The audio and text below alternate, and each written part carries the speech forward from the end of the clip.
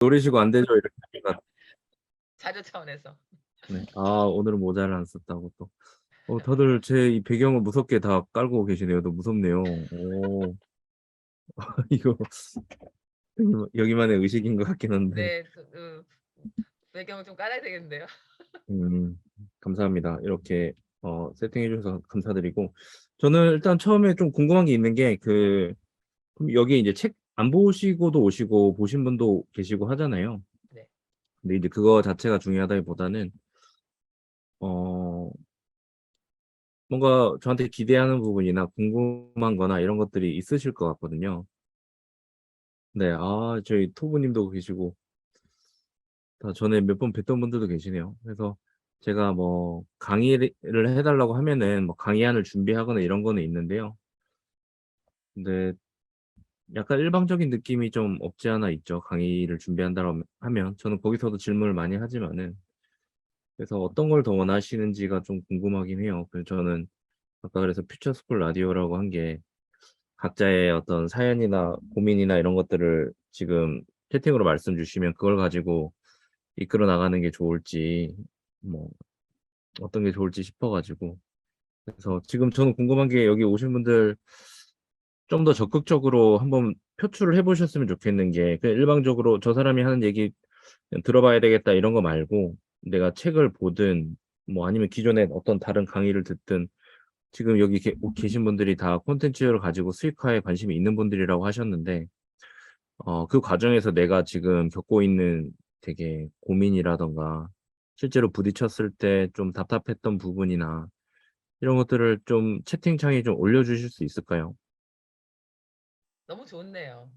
너무 그러세요? 좋습니다. 네. 그러면은 뭐 퓨처스쿨 라디오로 너무 좋습니다. 라디오로. 저는 뭐 목소리가 또 나쁘지 않기 때문에 그렇죠. 너무 좋으십니다. 이렇게 웃기게 하려고 오늘은 했는데 퓨처스쿨 라디오로. 네. 우리 작가님이 DJ이신 거잖아요? 네. 맞습니다. 여러분들 네. 편하게 참여하시면 됩니다. 네. 오늘은 대화하는 날이고요. 강의 뭐 이런 거 강의 잘하는데 우리 대화해야죠. 대화 너무 좋습니다. 네. 토부님도 마이크 켜시고 인사 좀 해주세요. 여기 또 유명한 분들이 많이 계시네요. 우리 완전 찐팬, 우리 작가님의 찐팬들만 모였기 때문에 지금 호주에 계신 토부님. 뭐 전에 뵀습니다. 네. 그분. 네, 안녕하세요. 제가 또 두 번째로 뵙습니다. 네. 라디오 네. 목소리랑 너무 잘 어울리시네요. 그렇습니까? 감사합니다. 부랴부랴 들어왔는데, 스텝이 좀 늦었습니다. 오늘 데블소에서 뵀을 때하고는 또 다르게 또 조금은 편한 느낌이신 것 같아서, 그날은, 현실적인 뼈 때리는 조언을 참 너무 잘 들어서, 오늘도, 그렇잖아요. NFT 안 저도 쫓아가면 뒤 배경 좀 보내주세요. 카톡방에 아이고, 있습니다. 깜짝이야. 카톡에 올려져 있나요? 네. 이거 실시간 라디오 맞습니다. 네, 갑자기. 맞습니다. 아이고, 아주 깜짝이야. 확실한. 네네, 샤넬 하마담님 지금 네. 이제 카톡에 올려져 있습니다. 네. 죄송합니다. 네. 방금 봤어요. 네. 그래서 네, 제가 인사만 나누고 다른 분들께도 기회를 드리면서 저는 조용히 스텝의 역할을 하도록 하겠습니다. 감사합니다. 감사합니다. 근데 뭐 아유, 질문이 없으신 것 같네요. 화면이 움직이기가 재밌네요. 음. 질문이 없다기보다는 나의 장점이나 강점을 컨텐츠화하는 방법 질문 주셨어요. 햇번랩님께서. 네, 좋습니다. 일단은 질문을 계속해서 올려주시면 좋을 것 같고 제가 하나의 어떤 화두나 이런 것들을 한번 지금 떠오르는 화두나 이런 것들을 한번 던져보려고 해요. 지금 떠오르는 대로 그냥 하면 저 원래 즉흥적으로 잘 합니다. 고백을 해볼까요? 하나의 고백을 말씀드리면은 저는 자존감이 낮아요. 이게 뭐냐면 저 별로 그렇게 대단한 사람 아닌데요. 맨날 항상 그냥 그런 식으로 얘기해요. 뭐 그런 걸 경험하신 분도 있고 뭐 안 믿는 분도 계시겠지만은 자존감이 낮습니다. 그리고 저는 기동력이 좀 떨어지는데 그게 무슨 말이냐면 저는 차 운전을 못해요. 네, 면허증은 있지만 20년 동안 운전을 아예 하지 않습니다. 그래서 뭐 밖에 돌아다니는 것에 대해서 뭐 사실 그렇게 좋아하지도 않고 다니더라도 대중교통을 이용합니다. 전화 공포증이 있습니다. 그게 뭐냐면 무음으로 항상 돼 있어요. 그래서 전화를 잘 못 받아요. 그리고 핸드폰도 최대한 좀 멀리 떨어져 있습니다. 왜냐면 핸드폰이 울리는 것 자체에 대해서 그 몸이 그렇게 좋게 반응하지 않더라고요. 어떠세요? 지금 여러분들이 상상한 그 작가의 기대한 작가의 모습으로 상상이 되는 모습인가요? 아니실 거라 생각해요. 되게 제가 아마 춤추는 것도 보셨겠죠? 뭐 댄스, 뭐 음악, 음반 제작 다 합니다. 근데 그러면은 보통 이렇게 하겠죠. 엄청 적극적이고 활발하고 에너지 넘치고 뭐 MBTI는 E고 그러겠지만 저는 극강의 I거든요. 다 뭐냐면 이런 시도들은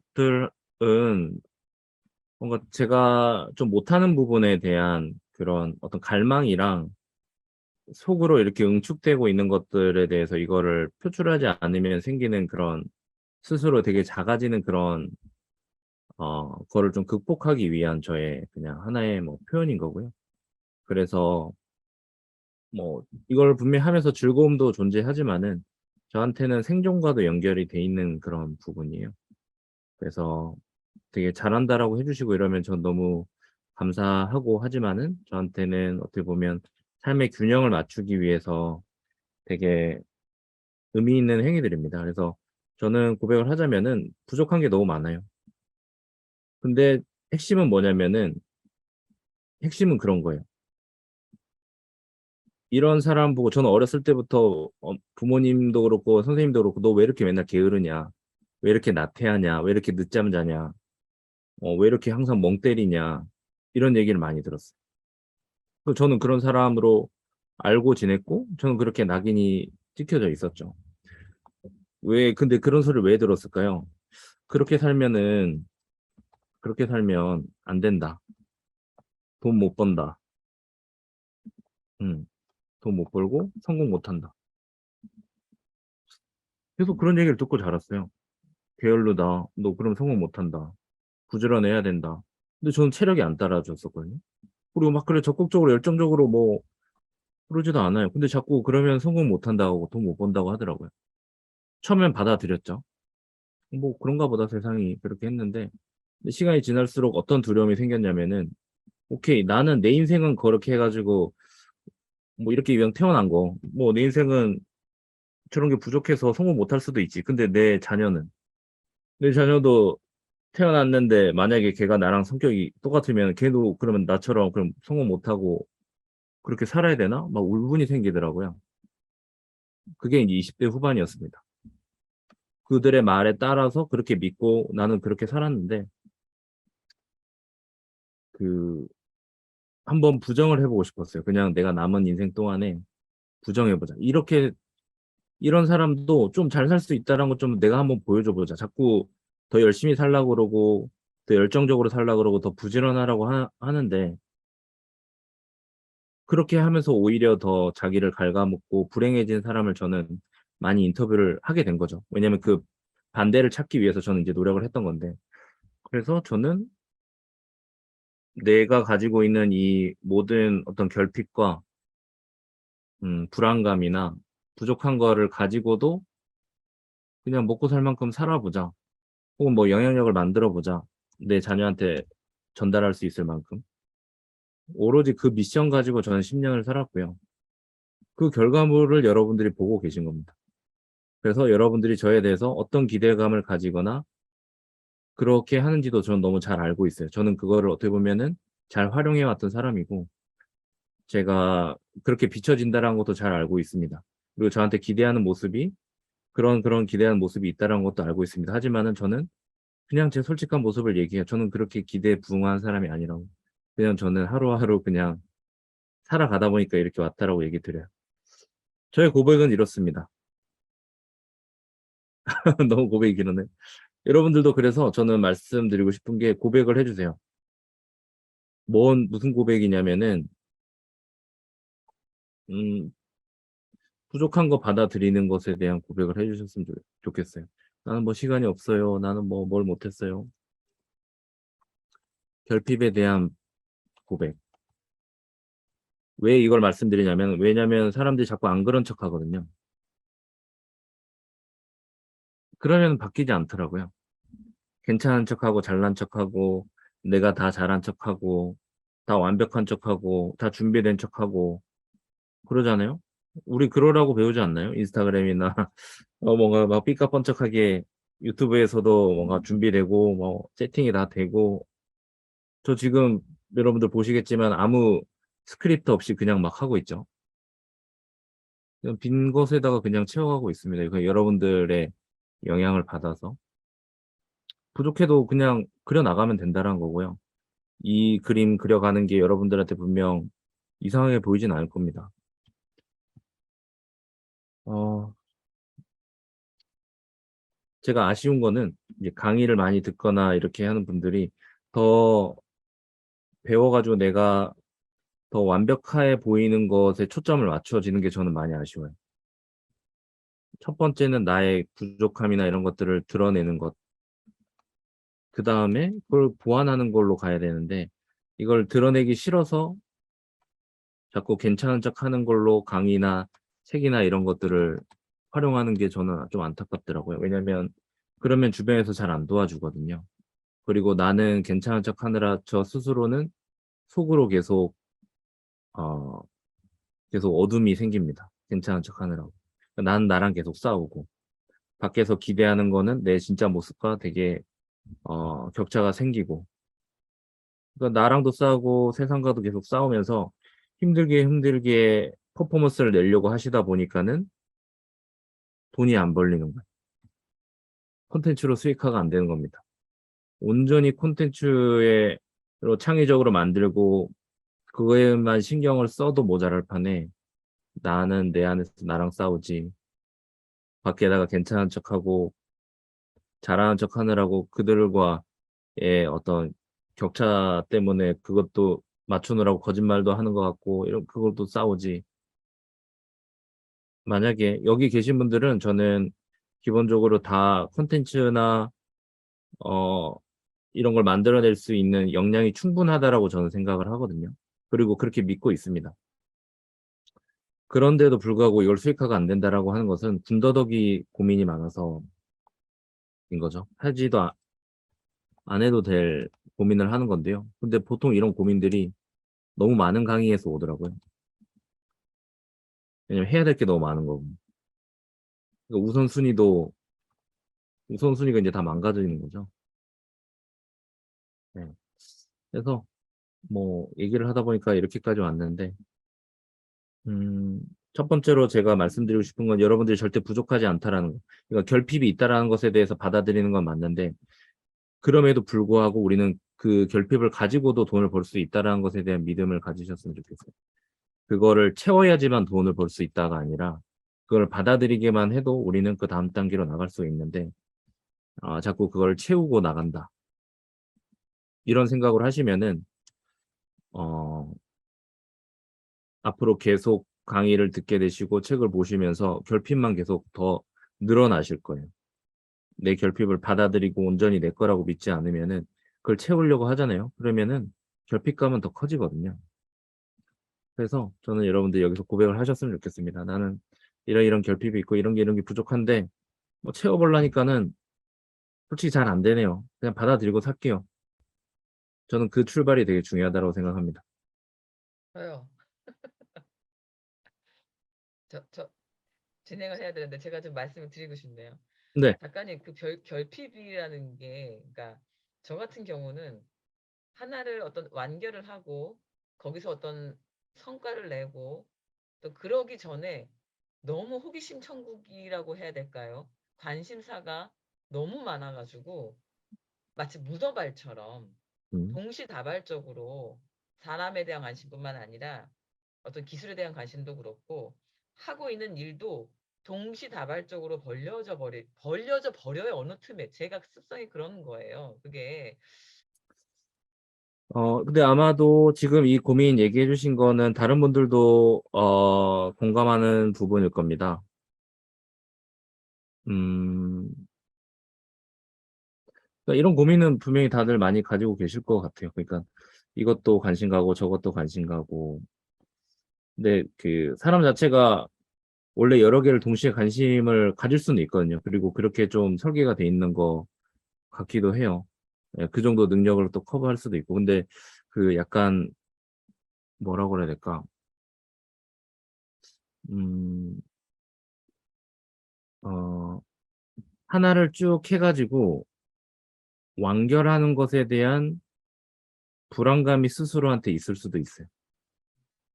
이게 무슨 말이냐면은 저는 이제 그냥 제가 그냥 떠오르는 대로 그냥 저도 나름 한 10년 동안 거의 한 10,000명 정도를 만나면서 느낀 그런 부분이나 이런 것들은 계속 새로운 거를 발굴하는 분들은 어떤 하나가 결과물이 나 이거 제대로 했는데 결과물 잘 안 나왔어에 대한 그 두려움을 가지고 계시더라고요. 이게 무슨 말인지 이해되세요? 쟤는 하나만 파는 사람이야. 그래? 그럼 결과물이 뭔데?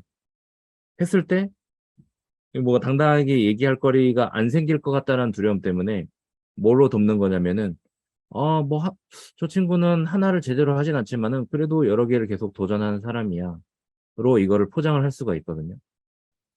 그래서 우리는 그래서 자기 자신의 결과물에 대해서 좀 약간 관대해질 필요가 있는 건데 어 너무 내가 어느 거 하나를 딱 선택해 가지고 어디까지 도달해야 되겠다라고 하는 그 목표 자체가 내 주변에 있는 너무 대단한 사람과 비교를 해버리면은 나는 그걸 끝까지 가려고 하는 걸 무의식적으로 거부할 수도 있다라는 거죠. 이게 이제 예를 들면 뭐 예전에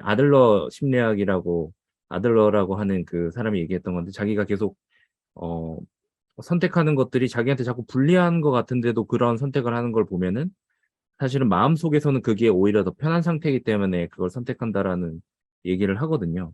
그게 뭐냐면은 어떤 것도 끝맺음이 되지 않는 게 자기한테는 되게 유리한 그런 상황이라는 거죠. 그래서 평가받고 싶지 않은 거. 내가 이걸 전문가라고 했을 때 그거에 대해서 비교당하고 결과물을 보여줘야 되고 누군가를 만족시켜야 되는 그런 평가를 받고 싶은 걸 최대한 유예시키기 위해서 계속 여러 개를 도전을 하는 거고 이것은 사실은 아이들도 비슷하게 그렇게 행동을 하긴 하거든요. 그건 자꾸 이거 했다가 저거 했다가 나 뭐 이거 해볼래 하다가 거기서 막 칭찬 못 듣는 것 같으면은 또 다른 걸로 빨리 이거 빨리 실증 났어 이러면서 또 다른 걸로 바꾸고 약간 이런 식으로 아이들도 계속 그런 눈치를 봐가면서 찾아가거든요. 계속 칭찬을 받기 위한 그런 요소를 찾아가는 거죠. 저 역시도 저는 계속해서 공부를 잘한다라는 얘기를 듣고 아니면 쟤는 공부를 하고 있으니까 터치를 안 받고 싶어서 저는 고시 준비를 계속 했었어요. 왜냐면 고시 준비한다라고 하면은 터치를 안 하니까. 성적과 상관없이, 시험 결과와 상관없이 그냥 좀 불쌍하게 생각하죠. 그렇기 때문에 고시생들이 그거를 시험이 안 되더라도 포기를 못 하는 거예요. 왜냐면은 그 시험을 계속 준비하고 있으면 위로를 받을 수 있거든요. 너 고생한다. 너 저기 뭐냐. 추석 때 오지 마. 너 시험 준비한다고 고생 많네. 너 용돈 좀 줄게. 이렇게 되는 거죠. 취업을 안 해도. 그러니까 계속 회피하는 거죠. 사실 그 상황 자체가 자기한테 되게 유리한 상황이기 때문에 그 고시 생활을 쭉 유지하려고 하는 그 동력이 생겨버리는 거예요. 저도 그런 사람이었고요. 저도 한 2년 반 정도 하다가 그때 느꼈던 게 뭐냐면 이대로 가다가 난 평생 가겠구나. 그래서 잘라버리고 저는 정반대의 선택을 하죠. 보험 영업을 선택을 하면서 아예 그전에 하지 않았던 나랑 제일 안 맞는 것 같은 직업을 선택을 해서 이제 야생으로 뛰어들었던 거죠. 제일 불편한 상태로 저를 내몰았죠. 그래서 뭐 말이 좀 길어지긴 했는데, 음, 어떤 거 하나로 평가받는 것에 대한 두려움이 나도 모르는 무의식적인 두려움이 있을 수도 있다라는 부분에 대해서, 한번 찾아볼 상황이 좀 필요한 거고요. 두 번째로는 내가 너무 결과에 대해서 나한테 너무 혹독하게 높은 결과치에 대한 기대감 그런 걸 내 스스로한테 너무 좀 압박을 주고 있는 것은 아닌가에 대해서 한번 돌아볼 필요가 있는 거고요. 또 세 번째는 그런 결과물을 만드는 것 자체가 그러면은 과연 행복을 보장하는 것인가? 내가 너무 높은 기대치를 그렇게 설정을 했을 때, 예를 들면 저 같은 경우에는 예전에 사업 처음 시작했을 때 돈 많이 버는 사업가분들을 많이 찾아다녔어요. 뭐 몇백 개의 프랜차이즈를 가지고 있다거나 뭐 1,000억 매출을 한다거나 되게 유명한 그런 사업자분들을 예전 10년 전부터 계속 인터뷰를 하러 다녔었습니다. 그렇게 되고 싶어서. 그게 저한테는 하나의 기준이었죠. 그리고 그들에게 미치지 못하기 때문에 저는 되게 부족한 사람이었고, 그리고 저는 그분들과 친해졌고 가족 여행을 하고 같이 식사를 하고 사석에서 그들의 얘기를 들으면서 제 목표가 바뀌었어요. 뭐냐면은 그분들은 행복하지 않았거든요. 가족과의 항상 불화가 있었고, 서로 가족을 믿지 못하고 있었고, 가족과 시간을 많이 보내지 못하고 있었고, 공황장애를 앓고 있었고, 직원들과 항상 법적인 다툼을 하고 있었고, 어, 뭐 예를 들면은 프랜차이즈를 막 몇백 개 하는데 당장 내일 다 접어도 자기는 상관없다고, 그 정도로 자기는 자기 매장이 싫다고. 하지만 그분은 밖에 나와서 강의는 삐까번쩍하게 하죠. 돈이 돼야 되고 직원들이 살아야 되지만. 하지만 사석에서는 거의 울면서 그런 얘기를 하셨죠. 그 모습을 보면서 내가 뭔가 선망의 대상이나 선망의 목표로 잡았던 것들이 어, 내가 진짜 단편만 보고 있었을 수도 있겠다. 그러니까 그다음부터 제가 했던 것들은 그런 목표를 달성한 사람들을 보면서 저와 비교하지 않았어요. 예전에는 비교를 했었죠. 그리고 그 어떤 시작을 했다면 그 결과물을 만들어야 된다고 저를 압박을 했지만은 저는 그 압박으로부터 벗어날 수가 있었어요. 그분들의 진짜 얘기를 듣고 나서. 그리고 나서 그분들이 정신적으로 그렇게 힘들어졌던 거는 괜찮은 척 했기 때문에 힘들었다라는 것을 저는 파악을 했고, 그때부터 저는 계속 전 많이 부족한 사람입니다. 많이 도와주세요. 그럼에도 불구하고 저는 이렇게 부족한 걸 받아들이고 이런 사람도 살 수 있다는 걸 제가 한번 보여드려 볼게요. 이렇게 그냥 차근차근 나왔고 지금 이런 강의를 하고 있습니다. 뭐, 어, 말이 길죠? 네. 아니요. 자, 계속 뭐 질문이 좀 올라오고 있어가지고 하나씩 해보고 있습니다. 제 얘기가 뭐 라디오로 어떻게 하세요. 도움이 라디오로 됐는지 하세요. 모르겠습니다. 라디오 느낌. 제가 너무 오지랖 좋습니다. 넓게 얘기 드린 거 아니죠? 너무 여러분의 표정을 보아하니 예, 저랑 같은 마음이세요, 지금. 토부님의 표정이 말씀해주고 있습니다, 지금. 네. 이게 뭐야. 게으름에 대한 표현에 대해서 저보고 게으르지 않다라는 것에 대해서 많은 분들이 성토를 하시죠. 너 정말 게으른 거 맞냐? 저는 단언하건대 게으르기 때문에 이렇게 할 수 있다고 생각해요. 왜 그럴까요? 저 되게 부지런하게 해봤어요. 저도 교육 들어보고 열심히 해봤어요. 잠 안 자고 뭐 다 해봤어요, 열심히. 그랬는데 어떤 일이 벌어지는지 아세요? 한 달, 한 1년 빡세게 해요. 그 다음에 그 뒤로 쳐다도 안 보는 거야. 그러면은 뭐냐면 그 다음번에 1년, 2년 뒤에 다시 시작하죠. 제로부터 시작이에요. 이해되시나요? 빡세게 하고 부지런하게 하는 뭔가 도달하고 단계에 오르려고 할 때는 빡세게 한 다음에 넉다운 됐다가 다시 시작하면 제로부터 시작이에요. 게으르게 해볼까요? 게으르게 하면은 저는 일주일에 글 하나 쓰는 거부터 하라고 했거든요. 저도 그렇게 했었고 일주일에 글 하나. 솔직히 여기 계신 분들 뭐 일일 1포스팅도 하시고 뭐 그렇게 하실 텐데 일주일에 하나 쓰면은 뭐 좀 약간 게으르다고 봐줄 수 있지 않을까요? 뭐 이제 열심히 하는 그런 사람들 보면. 왜냐면 저도 예전에 일일 1포스팅 이런 거 막 해봤었거든요. 안 되더라고요. 근데 자 보세요. 일주일에 하나 쓰는데 뭐 지칠 게 별로 없어요. 어, 넉다운 될 것도 없어요. 그다음에 결과에 대해서 막 기대도 잘 안 해요. 예, 그냥 편해요. 그럼 이게 어떻게 되죠? 1년, 2년, 3년, 4년 계속 돼요. 여러분 복리 아세요? 복리? 뭐 막 복리 1%, 2% 차이 가지고 1년, 2년, 3년, 10년 쌓이면 그게 몇 배, 몇백 배 이렇게 차이 나는 거 알고 계세요? 저는 그거를 말하는 거예요. 게으르게 해야 된다는 건 뭐냐면은 저는 오래 했어요. 오래. 게으르었기 때문에. 그래서 여러 개를 하고 있어요. 게을렀기 때문에. 게을러서 계속 하다 보니까는 남들이 1시간 할 걸 저는 막 한 10분 만이면 하게 되더라고요. 시간이 오래 지났으니까. 그게 너무 능숙해지니까. 예, 근데 남들은 하다가 말다가 하다 말다가 하니까는 계속 제로부터 다시 하니까는 결과적으로 몇 년이 지나서 봤을 때 이거 뭐 게으르게 하는 게 훨씬 더 나은데? 나는 왜냐면 난 굳이 중간에 지칠 일이 없으니까는 이게 복리로 이게 쌓이네. 이러면서 남들이 1시간 안에 할 거 저 10분 만에 하니까 저도 뭐 호기심도 많고. 그러면 나머지 시간에 그럼 다른 거 나 하고 싶은 거 또 해야지. 이렇게 된 거고요. 그리고 시간이 지나가지고 콘텐츠들이 계속 쌓이고 걔네가 대신해서 일을 막 하고 있고 그리고 걔네가 많이 있으니까 그걸로 통해서 사람들이 막 물어보니까는 뭐 거기에 대해서 답변을 하다 보니까 또 책이 나오고 이렇게 된 거거든요. 제가 정말로 게으르지 않다라고 보시는지 모르겠지만 오래 지속한 사람은 부지런한 사람이 아니라 게으른 사람이라는 거죠. 이걸 꼭 기억하셔야 됩니다. 왜냐면은 부지런한 사람이 오래 했을 때는 그 사람은 분명히 건강에 문제가 있습니다. 혹은 가족과의 관계가 안 좋습니다. 저는 그거를 원하지 않았다는 거죠.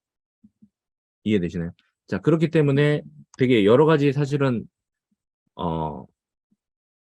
여러 가지 믿음 같은 게 필요하죠. 자기의 자신에 대한 믿음도 필요해요. 당장 결과물이 나오지 않았을 때에 대해서 좀 내려놓고 기다리는 것에 대한 그런 게 분명히 어려운 부분입니다.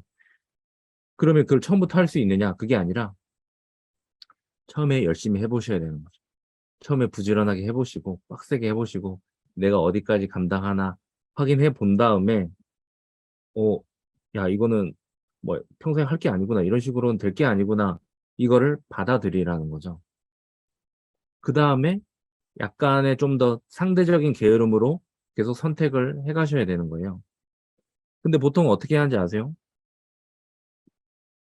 저는 막 이렇게 하다가 지치신 분들한테 더 놓으세요. 더 편하게 하세요. 더 적게 만드세요. 이렇게 얘기해요. 그래도 괜찮아요. 이미 충분히 열심히 하셨어요. 이렇게 얘기해요, 저는. 근데 보통 그분들이 어떤 얘기 듣는지 아세요? 저 말고 다른 사람들한테 어떤 얘기 들을까요? 너 지금 와서 포기하면 너 그냥 뭐, 너 패배자야. 야, 나는 이렇게 빡세게 했는데 너 그거밖에 못해? 내가 너보다, 나이도 더 많은데 너 적어도 나만큼은 해야지. 보통 이런 소리 들으시거든요. 그러면 어떤 마음이 들까요? 열심히 하죠. 그러다가 어떤 생각이 드냐면 자꾸 자기에 대해서 비판적으로 보게 되는 거죠. 아, 나는 패배자인가 봐, 진짜. 그렇지 않을까요? 저는 그런 것에 부작용을 너무 많이 봤죠. 그래서 그 부작용은 우리가 어렸을 때부터 그런 식으로 자라왔어요, 사실은. 성적 우리 90점 맞았는데 가져가면, 야, 너 옆에 걔는 100점 맞았던데 너 90점 맞았어? 이 소리 듣잖아요. 그걸 우리한테 지금 성인이 돼서 똑같이 하고 있는 거예요. 그리고 그걸 가르치는 사람들이 또 다른 사람들한테 또 똑같이 하고 있어요. 우린 거기서부터 벗어나야 되는 거거든요. 90점 맞은 거 너 훌륭해. 너 충분히 할 거 다 했어. 이 얘기를 지금 들어도 모자랄 판에 왜 더 하지 않았냐라는 그 채찍질이 저는 너무 가혹하다라고 생각을 하는 거죠. 우리 지금 뭐 1년 하고 말 것도 아닌데. 그래서 전 사람들한테 실제로 더 게을러져라고 얘기하고 사람들한테 가이드도 열심히 하는 사람 있으면 저는 그걸 더 적게 하도록 합니다. 그렇게 해서 그분들이 성과를 내시고요. 그렇기 때문에 전 게으름에 대해서 저는 너무 떳떳하고 당당하게 전 게으르다라고 얘기할 수 있어요. 그런데 그거에 대해서 성과물이 많은 것에 대해서는 이렇게 얘기할 수밖에 없어요. 그냥 오래 해서 10년 했는데 이 정도 안 만들어지면 뭐 예, 어떻게 해요? 네. 그리고 심지어 계속 복리로 쌓아가서 내 실력이 쌓아버렸는데 그걸 활용 안 하는 것도 저한테 제가 콘텐츠 만드는 거 좋아하거든요. 글 쓰고 이러면은 치유가 되고 이걸 나중에 아이한테 전달한다고 생각하면 너무 기뻐요. 그런 거 가지고 지금 책도 준비를 하고 있고. 제가 너무 좋아하는 일이에요. 근데 제가 게으름을 유지하기 위해서 그걸 하지 말아야 될까요? 내가 좋아하는 일인데. 예, 하다 보니까 좋아졌고. 또 그건 또 아닌 거잖아요. 그러니까는 이렇게 글 쓰고 이런 걸 좋아하게 된 거는 제가 빡세게 안 했기 때문에 좋아하게 된다라는 거죠. 우리 아이 교육 시킬 때도 저 아이한테 공부 안 시키거든요. 하지 말라고 해요. 공부하려면 하지 말라고요. 제발. 그리고 저기 받아쓰기 그런 거 할 때 너 무조건 틀려야 돼. 뭐 약속해야 돼 아빠랑. 이거 또 100점 맞아오면 아빠 화낸다. 저 이렇게 얘기해요. 정말입니다. 아이한테 물어보셔도 전 떳떳합니다. 저는 그거에 대해서 압박을 주고 싶지 않거든요. 근데 그렇게 해야 자기가 선택해서 자기가 공부를 했다라는 느낌을 가지죠. 그리고 즐기면서 하죠. 공부에 대해서 압박감이 없죠. 근데 어른들은 자꾸 그렇게 얘기하잖아요. 100점 맞으라고 그러고 게임하지 말고 빨리 공부하라고 그러고 그럼 그때는 하는 신용을 하겠죠. 근데 나머지 시간에는 자기 스스로 공부가 즐거워서 선택 안 할 거잖아요. 우리는 계속 그 악순환을 반복을 하고 자녀한테 그거를 전파를 하면서 내 스스로 내 성장에도 그걸 자꾸 적용을 시키고 있어요. 그게 잘못됐다가 아니라 잘못 알고 있는 게 문제라는 거죠. 그리고 과거에 그런 식으로 우리가 배워왔고 그거가 전부라고 하는 그 세상에서 계속 스스로 자꾸 그걸 적용시키고 있고 많은 멘토들이 그게 또 정답이라고 자꾸 알려주고 있다 보니까는 저는 그거에 대한 반대되는 입장에서 전 항상 메시지를 좀 전하고 있는 거죠. 그래서 뭐 저를 안 좋아하시는 분들이 많이 계실 겁니다. 뭐 제가 좀 흥분을 했나요? 아니요, 아니요. 혹은 전혀 안 하셨습니다. 네. 작가님 채팅창 보이시나요? 네, 지금 하나씩 네, 이렇게 이런 많이 식으로 하면 돼요? 올려주신 걸 모르고 제가 아까 제가 끼어들었네요. 아, 죄송합니다. 아, 네네. 많은 게 올라왔어요. 네, 네네네. 좋습니다. 열심히 해야 된다는 것은 어떤 의미?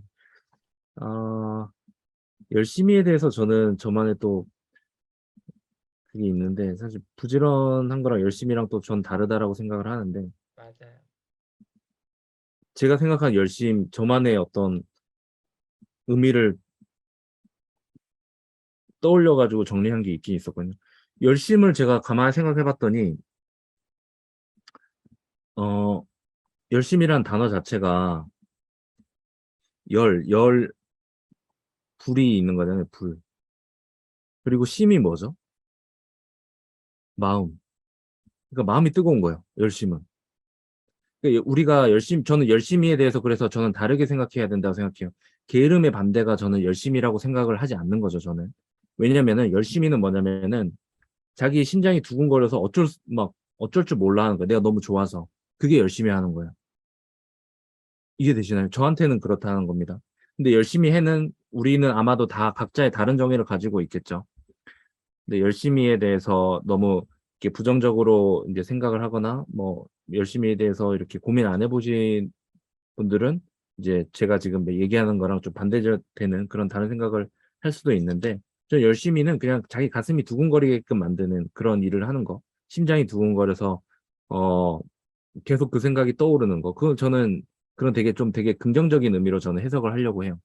그래서 그렇기 때문에 나에 대해서 더 연구를 하고 내가 뭘 좋아하는지 뭘 싫어하는지를 잘 알아야지 내 심장이 두근거리는 그 메시지나 이런 것들을 더 잘 발견을 할 수가 있다라고 생각을 하는 거죠. 열심히 한 게 없네요라고 하셨는데 어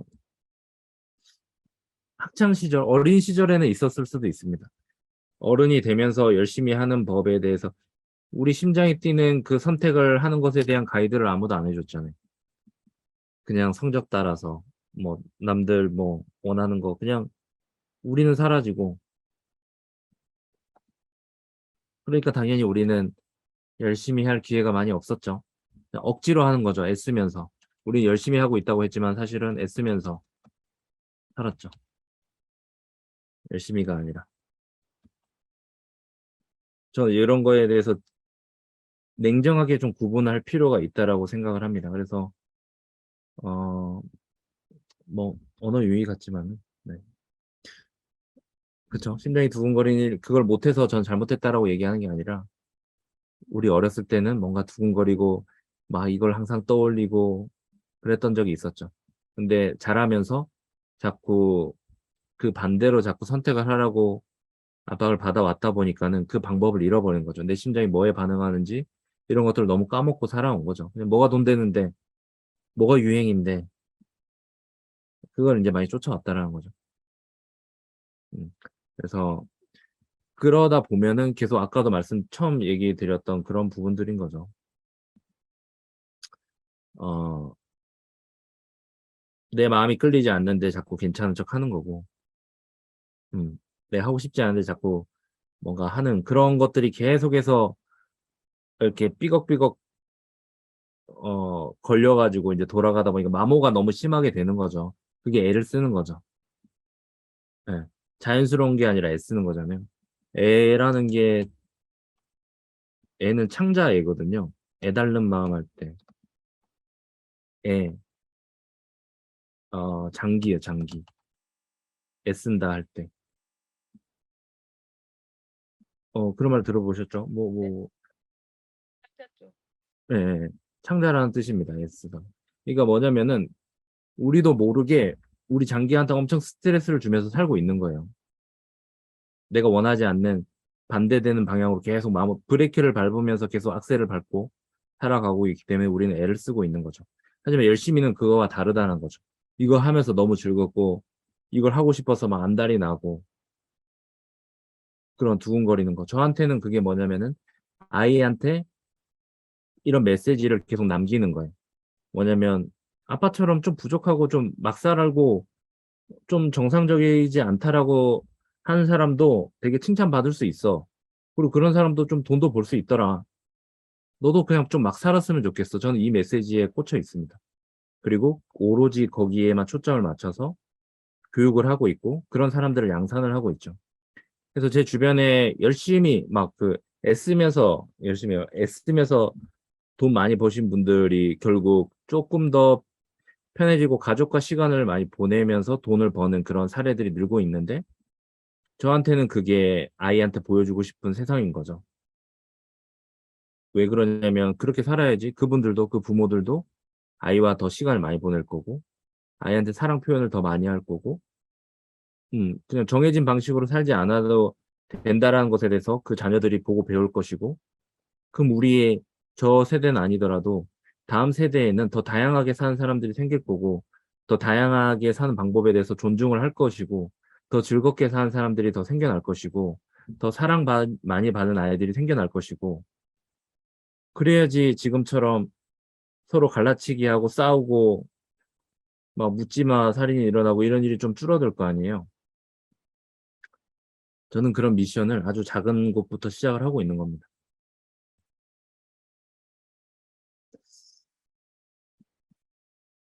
오. 이게 갑자기 또 질문이 또 많아지기 시작했네요. 제가 뭐 아니 저 위에도 엄청 많았었어요. 그 제가 열심히 이거 얘기 전에. 부탁하지 않았나요? 예?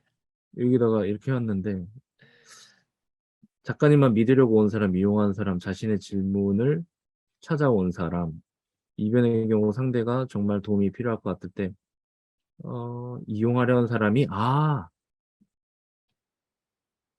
이용하려고 한 사람한테는 뭔가 무료로 줄 수 있는 걸 최대한 많이 주죠. 네, 그래서 콘텐츠를 뭔가 많이 만들어 놓으면은 저런 건 좀 좋은 것 같긴 해요. 그러니까 좀 약간은 기꺼이 이용될 필요도 있는 것 같긴 해요. 제가 잘 얘기하는 것 중에 하나가 미운 놈 떡 하나 더 줘야 된다. 아. 더 줘라가 아니라 더 반드시 줘라. 어. 그거 먹고 자꾸 떨어져 나가야지 나는 거기에 이제 신경을 안 쓰는 거거든요. 그리고 인제 좋은 놈들한테 인제 방앗간을 선물을 해야죠. 그래서 떡 하나에 대해서 아쉬워하지 않아야 되는 게 맞더라고요. 근데 이제 떡 하나 주면서 이게 막 신경 쓰이고 거슬리고 '아우 저 싸가지 없는 쟤한테 내가 이거를 주느라 이게 아니라 애초에 이거를 누수되는 걸로 아예 포함을 시켜 놓고 살아야지 이게 에너지 낭비가 안 되더라고요. 어 그래서 최대한 적을 안 만드는 건 전 좋다고 생각을 해서 영리하게 이용당하는 것처럼 비춰질 필요는 있는 것 같아요. 그래서 콘텐츠를 그래서 저 많이 만드는 게 그런 사람들이 막 요청하고 이럴 때 이 무료로 이렇게 많이 만들어 놨으니까 이거 충분히 보세요."라고 그냥 얘기를 하죠. 음. 집중 못하는 환경도 방해 요소입니다. 작업 공간.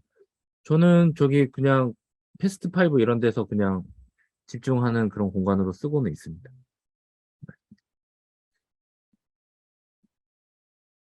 선택과 집중의 진리를 적용하지 못하는 아쉬움. 이게 무슨 말인지 아까 음. 다방면에 이렇게 관심과 이런 것도 좀 일맥상통한 얘기인 것 같아요. 그러니까 아, 네네네. 네, 아까 그런 뭐 아들러 심리학의 관점으로 또 말씀을 드린 것도 있지만은 내가 어떤 거 하나를 선택을 할 때 명분을 줄 필요가 있어요. 그게 무슨 말이냐면은 내가 머릿속에서 이것도 좋고 저것도 좋고 이것도 해야 될 것 같고 생각으로 떠들고 있으면은 그냥 생각으로 계속 하잖아요. 그러면은 고민한다고 생각해요. 아, 내가 고민 많이 하고 있어. 이거 착각하는 거예요. 내가 뭐가 좋을까? 이렇게 하는 거 있잖아요. 뭐 물어보죠. 너 그거 한다는 거 어떻게 됐어? 지금 고민하고 있어. 착각하는 거죠. 네, 생각만 하고 있으면은 그럼 고민하고 있다고 착각하는 겁니다.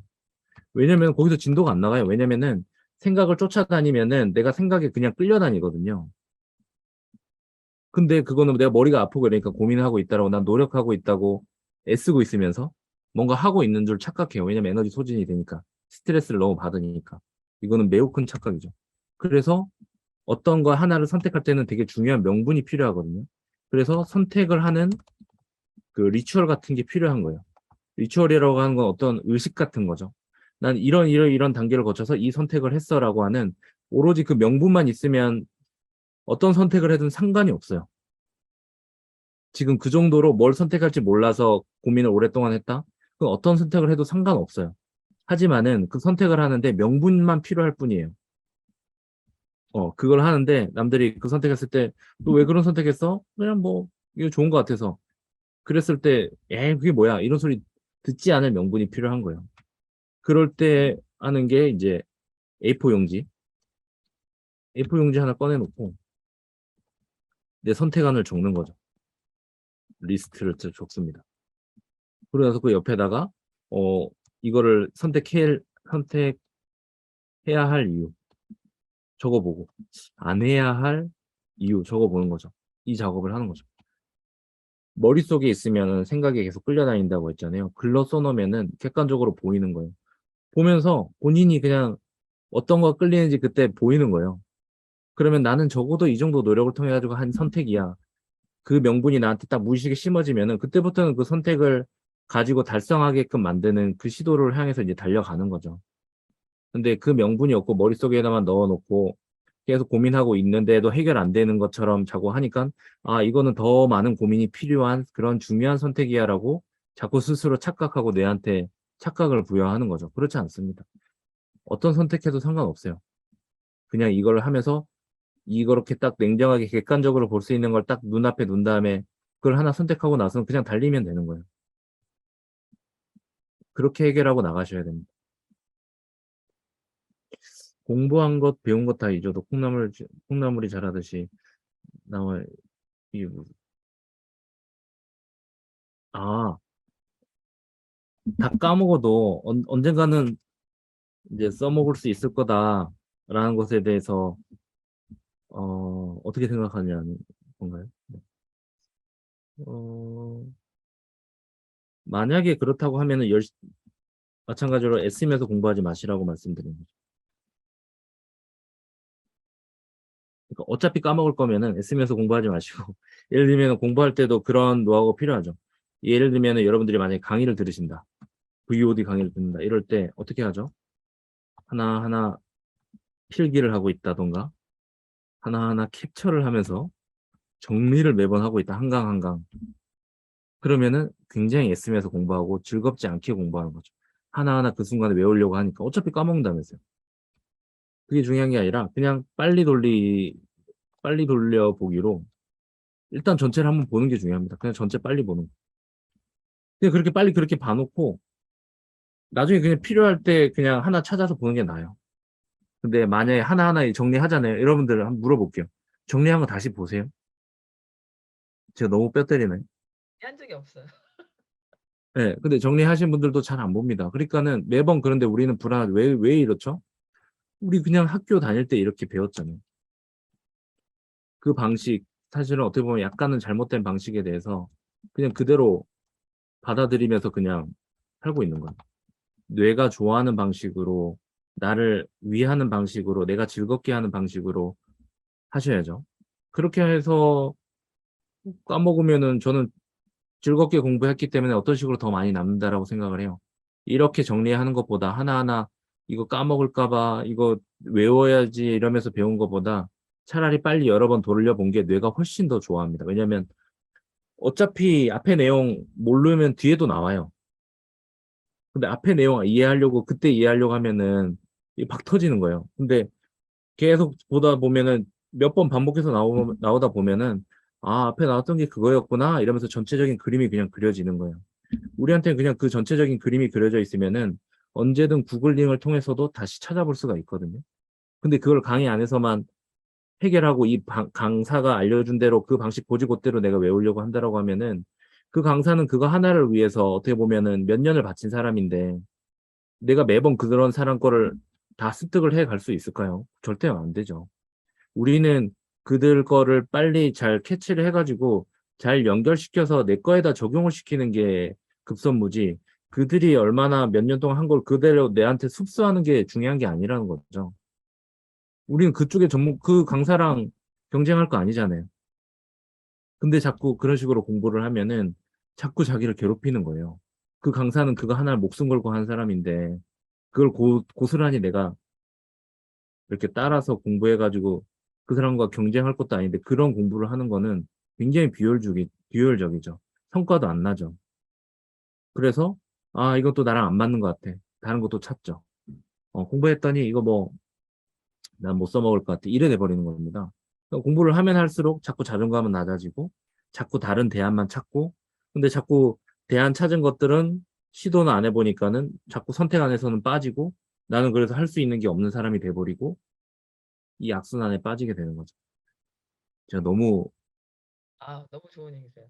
지금 작가님 하시는 말씀이 아까 별혜님께서 저 네, 위에 공부를 한다고는 하는데 늘 제자리예요. 이해가 안 가면 앞으로 나아갈 수가 없어서 이렇게 고민이라고 하셨는데 어쩌면 거기에 대한 지금 작가님 답변이실 수도 있다는 생각이 드네요. 좋습니다. 그렇게 좋게 해석해 주셔서 감사합니다. 너무 감사합니다. 또 고민 보이세요, 작가님? 어, 아까 그 결핍이나 어떤 이 부분에 대한 고백인 것 같기도 한데요. 남 앞에서 우리 리서님이 남 앞에서 자연스럽게 말하는 게 제일 힘들고 말 잘하는 사람이 제일 부럽다. 어, 이영민 님도 남 앞에 마이크 대고 말하고 내 얼굴 비추는 거 힘들고 너무 낯설다. 적응 안 된다. 이런 얘기 하셨어요. 거기에 대해서도 저는 할 얘기가 있습니다. 제가 지금 아무것도 없는데도 그냥 바로 즉석에서 강의하고 읽고 이렇게 하니까 아, 고수구나 이렇게 아마 생각하실 겁니다. 아마도 이렇게 강의하는 사람 우리나라에서는 많이는 없는 걸로 알고 있습니다. 저는 그거에 대해서 굉장히 자부심을 가지고 있고요. 그리고 그게 여기 참여하시는 분들에 대한 제가 할 수 있는 최선의 몰입과 이런 걸 보여주는 제 노력이라고 생각을 하거든요. 저는 이 단계가 되고 싶었어요. 제 10년 전에 강의할 때 제가 제일 뭐 사진으로도 아마 찾아보면 있을 텐데 핸드폰을 보면서 강의하고 있는 모습이 있습니다. 음, 스크립트를 다 적어 놓고요. 사람들을 쳐다봐야 되는데 핸드폰을 보고 강의를 하고 있었어요. 강의는 하고 싶고 왜냐면은 세일즈를 해야 하고 브랜딩을 하려면 강의를 해야 된다니까. 근데 핸드폰을 보고 하고 있었죠. 사람들 반응은 어땠을까요? 소통한 느낌이 전혀 없었겠죠. 그리고 많이 실망도 하기도 했고 누구는 뭐 정보가 좋았으니까 괜찮다 했을 겁니다. 처음 출발은 그렇게 했었어요. 잘하고 싶은데 너무 잘하고 싶은데 안 되더라고요. 앞에 나가면 다 까먹는데 뭐 아무것도 생각이 안 나요. 그러니까 보고 할 수밖에 없었어요. 계속 보고 했죠. 계속 보고 하는 거죠. 지금 여기서 그래서 제가 말씀드리고 싶은 건 뭐냐면은 일단은 본인이 할 수 있는 선에서 감당하고 받아들이면서 솔직하게 고백하고 그냥 시작을 하는 거예요. 얘기하죠. 그런 거 보고 하면 할 때 정말 죄송한데 제가 앞에만 쓰면 너무 머리가 하얘지고 아무것도 안 떠올라서 여러분들한테 전할 게 다 까먹을 것 같아서 핸드폰 좀 보고 하겠습니다. 죄송합니다 하고 했죠. 받아들이고 인정하고. 근데 그거를 이제 하다 보니까 나중에 PPT로 만들어서 PPT에다가 막 이렇게 적어놓고 그걸 보면서 하니까는 좀 더 때깔이 나더라고요. 그래서 핸드폰 안 보고 이제 PPT로 하면 되는구나 하면서 글씨를 빽빽하게 이렇게 써가지고 강의를 하기 시작했죠. 근데 이제 그렇게 하는 게 되게 좀 잘못하는 거라는 얘기를 자꾸 피드백을 받았죠. 그래서 그러면 잘하는 사람들은 어떻게 하지? 했더니 뭐 하나의 키워드 정도만 딱 띄워놓고 그거 가지고 또 강의 PPT를 하고 막 이렇게 하더라고요. 아, 저렇게 해야 되는 거구나. 저는 계속해서 발전하고 싶었고 잘하고 싶었다 보니까는 그냥 한 단계씩 한 단계씩 나아졌어요. 그리고 그러니까는 내가 하려고 했을 때 버거우면은 그 전 단계부터 하는 거죠. 내가 감당할 수 있는 선에서. 그래서 제가 과거에 지금 이런 류의 코칭이나 뭐 딱 누구 말을 들었을 때 바로바로 뭔가 응대나 피드백을 할 수 있는 그런 상태가 너무 가보고 싶었는데 그걸 바로 영상이나 이런 걸 할 수가 없어서 저는 처음에 팟캐스트를 했어요. 그래서 실제로 제 뭐 해적들의 창업 이야기 이런 거를 쳐보시면은 2015년, 16년 이럴 때 대본 없이 하는 팟캐스트를 한 2년 정도 했습니다. 2주일에 한 번 했었어요. 그러니까 한 명. 이 사람을 부를 때 그냥 와 해놓고 마이크 하나 두고 이제 아무 그 대사 없이 했죠. 대본 없이. 이건 이제 저한테 테스트를 한 건데 질문을 하면서 이 사람한테 전혀 모르는 사람이지만은 이 사람의 강점을 이끌어내고 이 사람의 스토리를 이끌어내고 이 사람한테 유리할 수 있는 그런 질문들로 유도를 하면서 이 사람을 브랜딩을 도울 수 있는 그런 식의 한 2시간짜리를 한번 끌어내보자. 그렇게 해서 한 2년 했더니 정말 누가 와더라도 저는 인터뷰를 다 할 수 있겠더라고요. 그래서 제가 마지막으로 도전했던 사람이 허경영 씨였습니다. 제가 강의를 하고 있는데 허경영 그분의 그 비서분이 제 강의를 들어오셨어요. 그래서 뭐 자기가 누구를 모시고 있대요. 자꾸 모시고 있는데 무슨 궁 얘기가 나오고 그래서 어떤 분을 모시길래 궁을 뭐 이렇게 꼬치꼬치 캐물었더니 허경영 씨라고. 와, 하고 정말 저 인터뷰 정말 잘하거든요. 이러면서 근데 제일 어려운 사람이라고 생각한 사람이 저는 허경영 씨다. 나 붙어보고 싶다. 그랬더니 쉽지 않으실 거라면서 연결을 시켜줬죠. 허경영, 신태순 이렇게 검색하시면 유튜브에 나오거든요.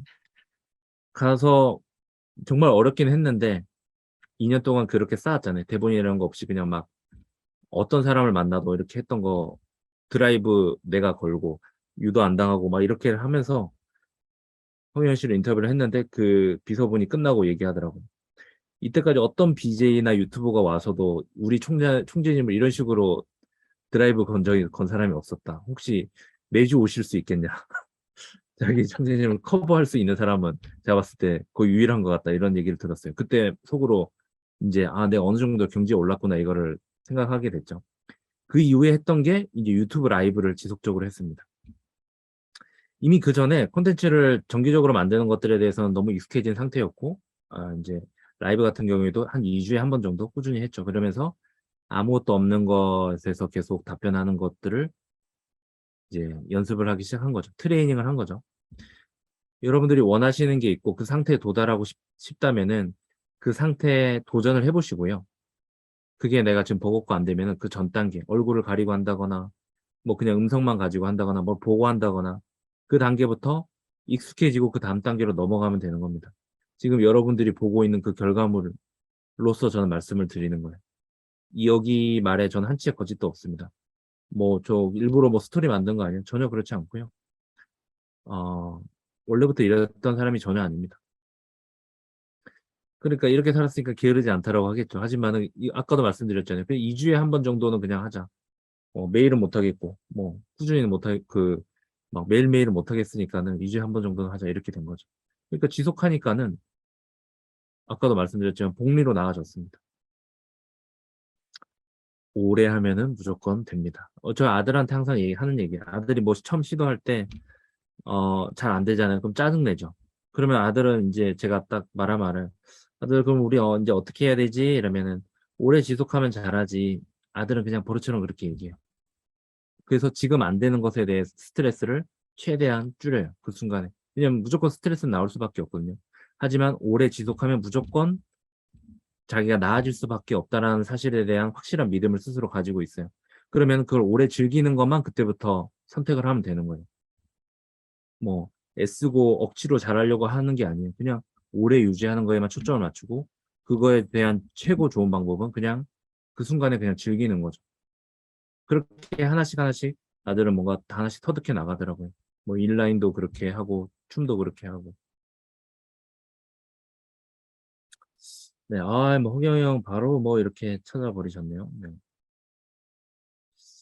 작가님은 미래가 불안하지 않으신가요? 했는데 불안했었죠. 불안했었습니다.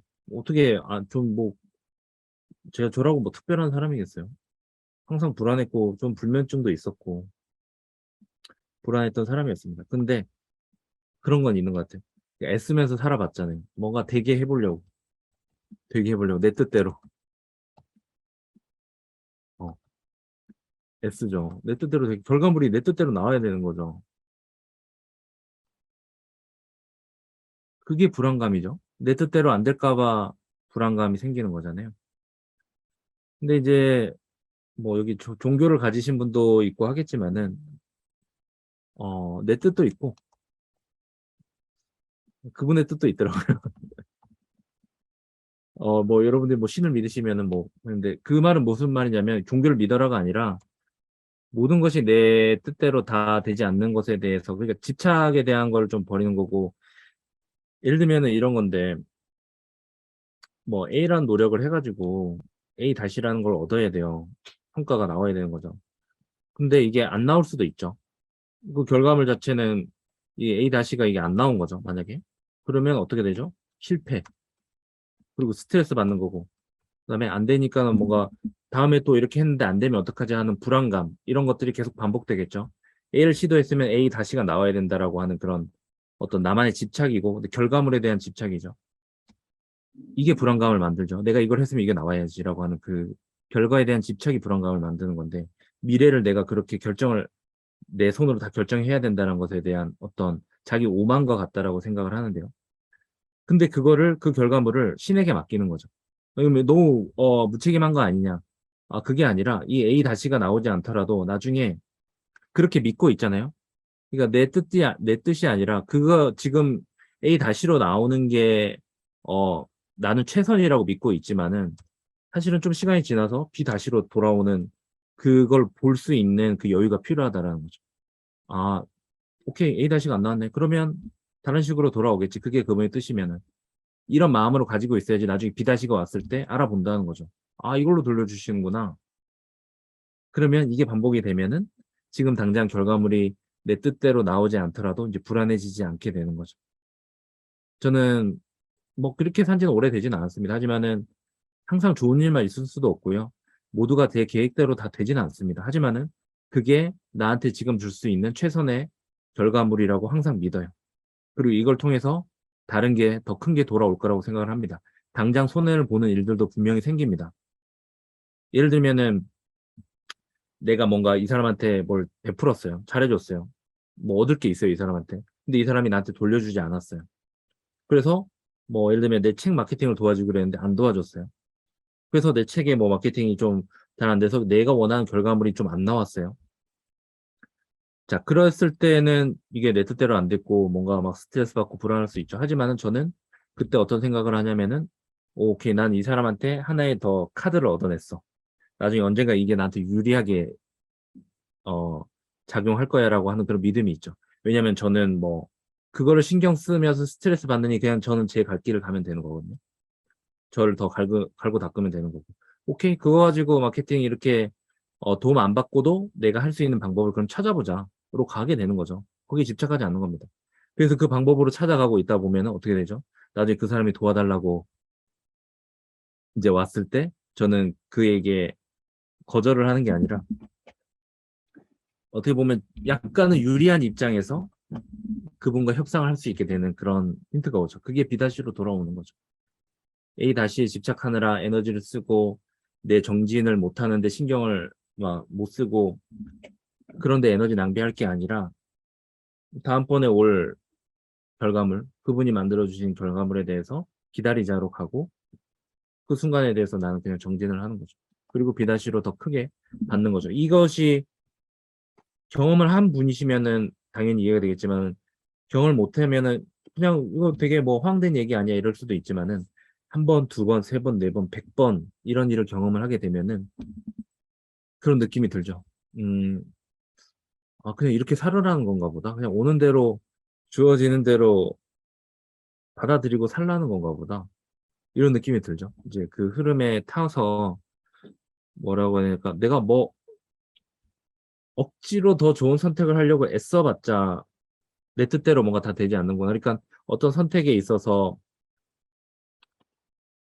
빨리 선택을 한 다음에 그 결과물에 대해서 잘 내가 받아들이는 게 훨씬 더 중요하지. 지금 어떤 게 더 좋은 선택일까 이 고민하느라 애쓰는 게 이게 사실은 더 불안감을 만드는구나. 뭐 이런 생각을 하면서 살고 있습니다. 뭐 좀 도움이 되고 있는 거죠? 네. 아이고. 너무 도움이 많이 되고 있습니다. 좀 내용이 어렵나요? 아닙니다. 너무 네. 좋습니다. 네. 너무 감사합니다. 좋습니다. 지금 우리 또 질문 보이시죠? 작가님처럼 그 평안한 멘탈과 마인드를 갖기 위해서 명상이 많은 도움이 되셨나요? 꾸준한 배움이셨나요? 하고 물으셨어요. 음, 저는 평안을 가기 위해서 최고의 불안을 갖다 와야 된다고 생각을 하는 사람입니다. 두 개가 별 다르다라고 생각하지 않아요. 근데 이게 뭐냐면, 근데 불안을 자꾸 밀어내고, 부정하고, 그러면 평안은 사실 오지 않는다는 거죠. 아까 결핍에 대해서 받아들이고 인정하는 것에 대해서 말씀드렸잖아요. 난 결핍이 있으니까 그거를 막 부정하고 채워야 돼가 아니라 받아들이는 거는 완전 다른 얘기죠. 이해되시나요? 결핍이 있으니까 이거는 나쁜 거니까 채워야 돼가 아니라 오케이 나쁜 거지만 그거 어떡할 거야 내 건데 인정할게. 완전 다른 얘기죠. 그러니까 불안에 대해서도 이제 그런 겁니다. 불안하지 않은 사람이 없는 거고 그래서 이 불안하면 안 되는데라고 생각하는 게 더 큰 불안을 만들어내기 때문에 그래서 불안할 때 적극적으로 저는 불안을 좀 끌어안았던 거죠. 이제 그런 극단에도 많이 가고 부정적인 생각이 끝에도 가고 내가 이렇게 불안하고 부정적이구나 이런 걸 끝에 갔을 때 어떤 식으로든 난 평안해져야 되겠다라는 어떤 동기부여를 강하게 얻는 거죠. 이 명분을 얻은 겁니다. 애매하게 불안하고 애매하게 불안 막 이렇게 회피하고 술 먹고 책 보면서 위로받고 그럴 바에 그냥 아예 바닥까지 저는 한번 가보는 게 맞다라고 생각을 해요. 대신에 주변에 그거를 좀 내가 위험한 상태에 빠지지 않게끔 도와줄 수 있는 지켜봐주고 이렇게 좋은 말 해줄 수 있는 그런 커뮤니티나 그래서 그런 게 좀 중요하다고 생각을 하는데 그렇게 바닥에 갔던 사람들은 이 평안함에 대한 절박감이 있어요. 어떤 수단과 방법을 가지지 않더라도 난 평안에 해야 되겠다라는 그런 게 있죠. 저는 그걸 이제 20대 후반 때 그런 극강의 그런 불안감에 갔었고 그다음에 만났던 게 이제 명상이었죠. 근데 명상을 하면 할수록 더 불안해지는 사람이 많습니다. 네, 이것도 명상이나 이런 것들을 잘못 배우는 거죠. 그 뭐냐면 명상을 하면은 잡념이 사라지고 불안이 사라지고 이게 뭐죠? 이 결과에 집착하는 거잖아요. 아까랑 똑같잖아요. 네, 명상하면은 잡념 사라져야 되는데 왜 안 사라지지? 왜 뭐 잘못된 건가? 방법이 틀린 건가? 명상 더 잘 가르치는데 가볼까? 이거 뭐죠? 이게 명상인가요? 완전 반대로 가는 거죠. 받아들이지 않는 겁니다. 어, 명상을 하면 할수록 우리는 더 잡념에 빠져요. 생각의 속도가 너무 빠릅니다. 우리는 말은 명상이죠. 생각을 관찰한다라고 하죠. 그리고 그것을 바라보고 나와 분리시키고 한다라고 하죠. 하지만은 어떻게 되냐면 눈을 감고 생각을 떠올리는 순간 생각이 끌려서 막 이렇게 막 쫓아다니고 그느라 바빠요. 그러니까 명상을 힘들어 하시죠. 익숙해지는 단계가 필요합니다. 아까도 내가 앞에 나와서 말 잘하는 상태에 가고 싶다. 그런 거 잘하고 싶다. 그걸 했는데 잘 안 되고 힘들다. 그럼 그 전 단계. 그냥 사람들 앞에 나서는 게 아니라 그냥 목소리 녹음만 가지고도 해보고 아니면은 그 전 단계. 그것도 힘들다. 그럼 뭐 보면서 한다. 이렇게 그 전 단계로 가는 것처럼 명상을 해봤는데 내가 막 끌려다니고 이렇게 하면은 그거 하시면 위험한 거예요. 그러지 마시고 내가 무슨 생각이 떠오르는지 그냥 적어보는 거죠. 적는 것도 명상이에요. 생각을 이제 적어보는 거죠. 그래서 객관적으로 이렇게 적힌 걸 보면서 내가 이런 생각을 했구나. 적어놓고 나니까 별거 아니네. 적어놓고 나니까 이거는 같은 문제인데 내가 왜 이거 똑같이 고민하고 있었지? 이러면서 그냥 객관적으로 하나씩 털어내버리는 이 행위 자체가 명상인 겁니다. 명상에 할 때는 이런 자세가 필요하고 이런 음악이 필요하고 이런 거 다 상이에요. 불필요한 상입니다. 허상입니다. 우리는 그냥 나를 잘 바라볼 수 있는 상태로 가게 만드는 그 모든 행위들이 명상이에요. 여러분들이 설거지를 하면서 설거지에 온전히 다른 생각 안 하고 설거지에 집중하고 있다. 명상입니다. 명상에 대해서 어떤 그 비즈니스적으로 누군가 규정해 놓은 그런 상에 빠지지 않으시는 게 제일 중요하고요. 그래서 명상이 잘 안 된다? 그러면 글쓰기. 저는 글쓰기를 그래서 시작을 했어요. 명상도 했었어요. 명상이 잘 안 되더라고요. 저는 막 이렇게 쫓아다니고.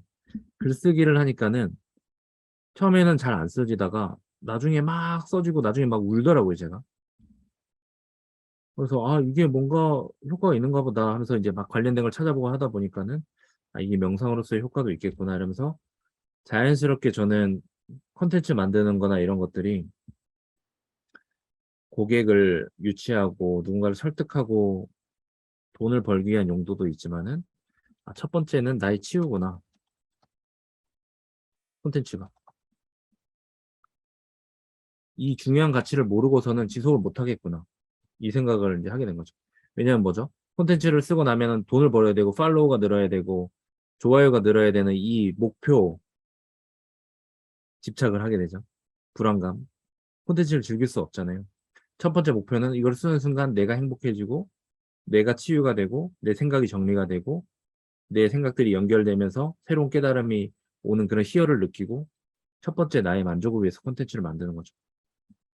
그러면 일단은 즐길 수 있죠. 그래서 지속을 할 수가 있고요. 모든 것이 다 연결이 되어 있습니다.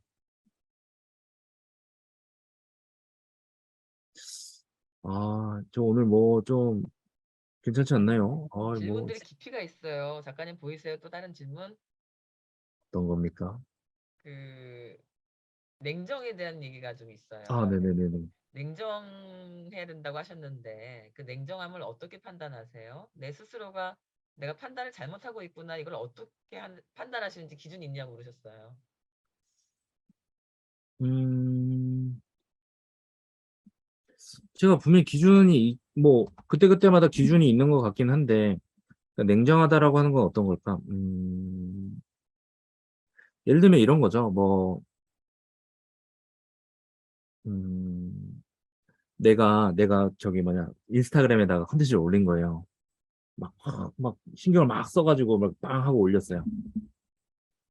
어, 그랬는데 좋아요가 엄청 달린 거예요.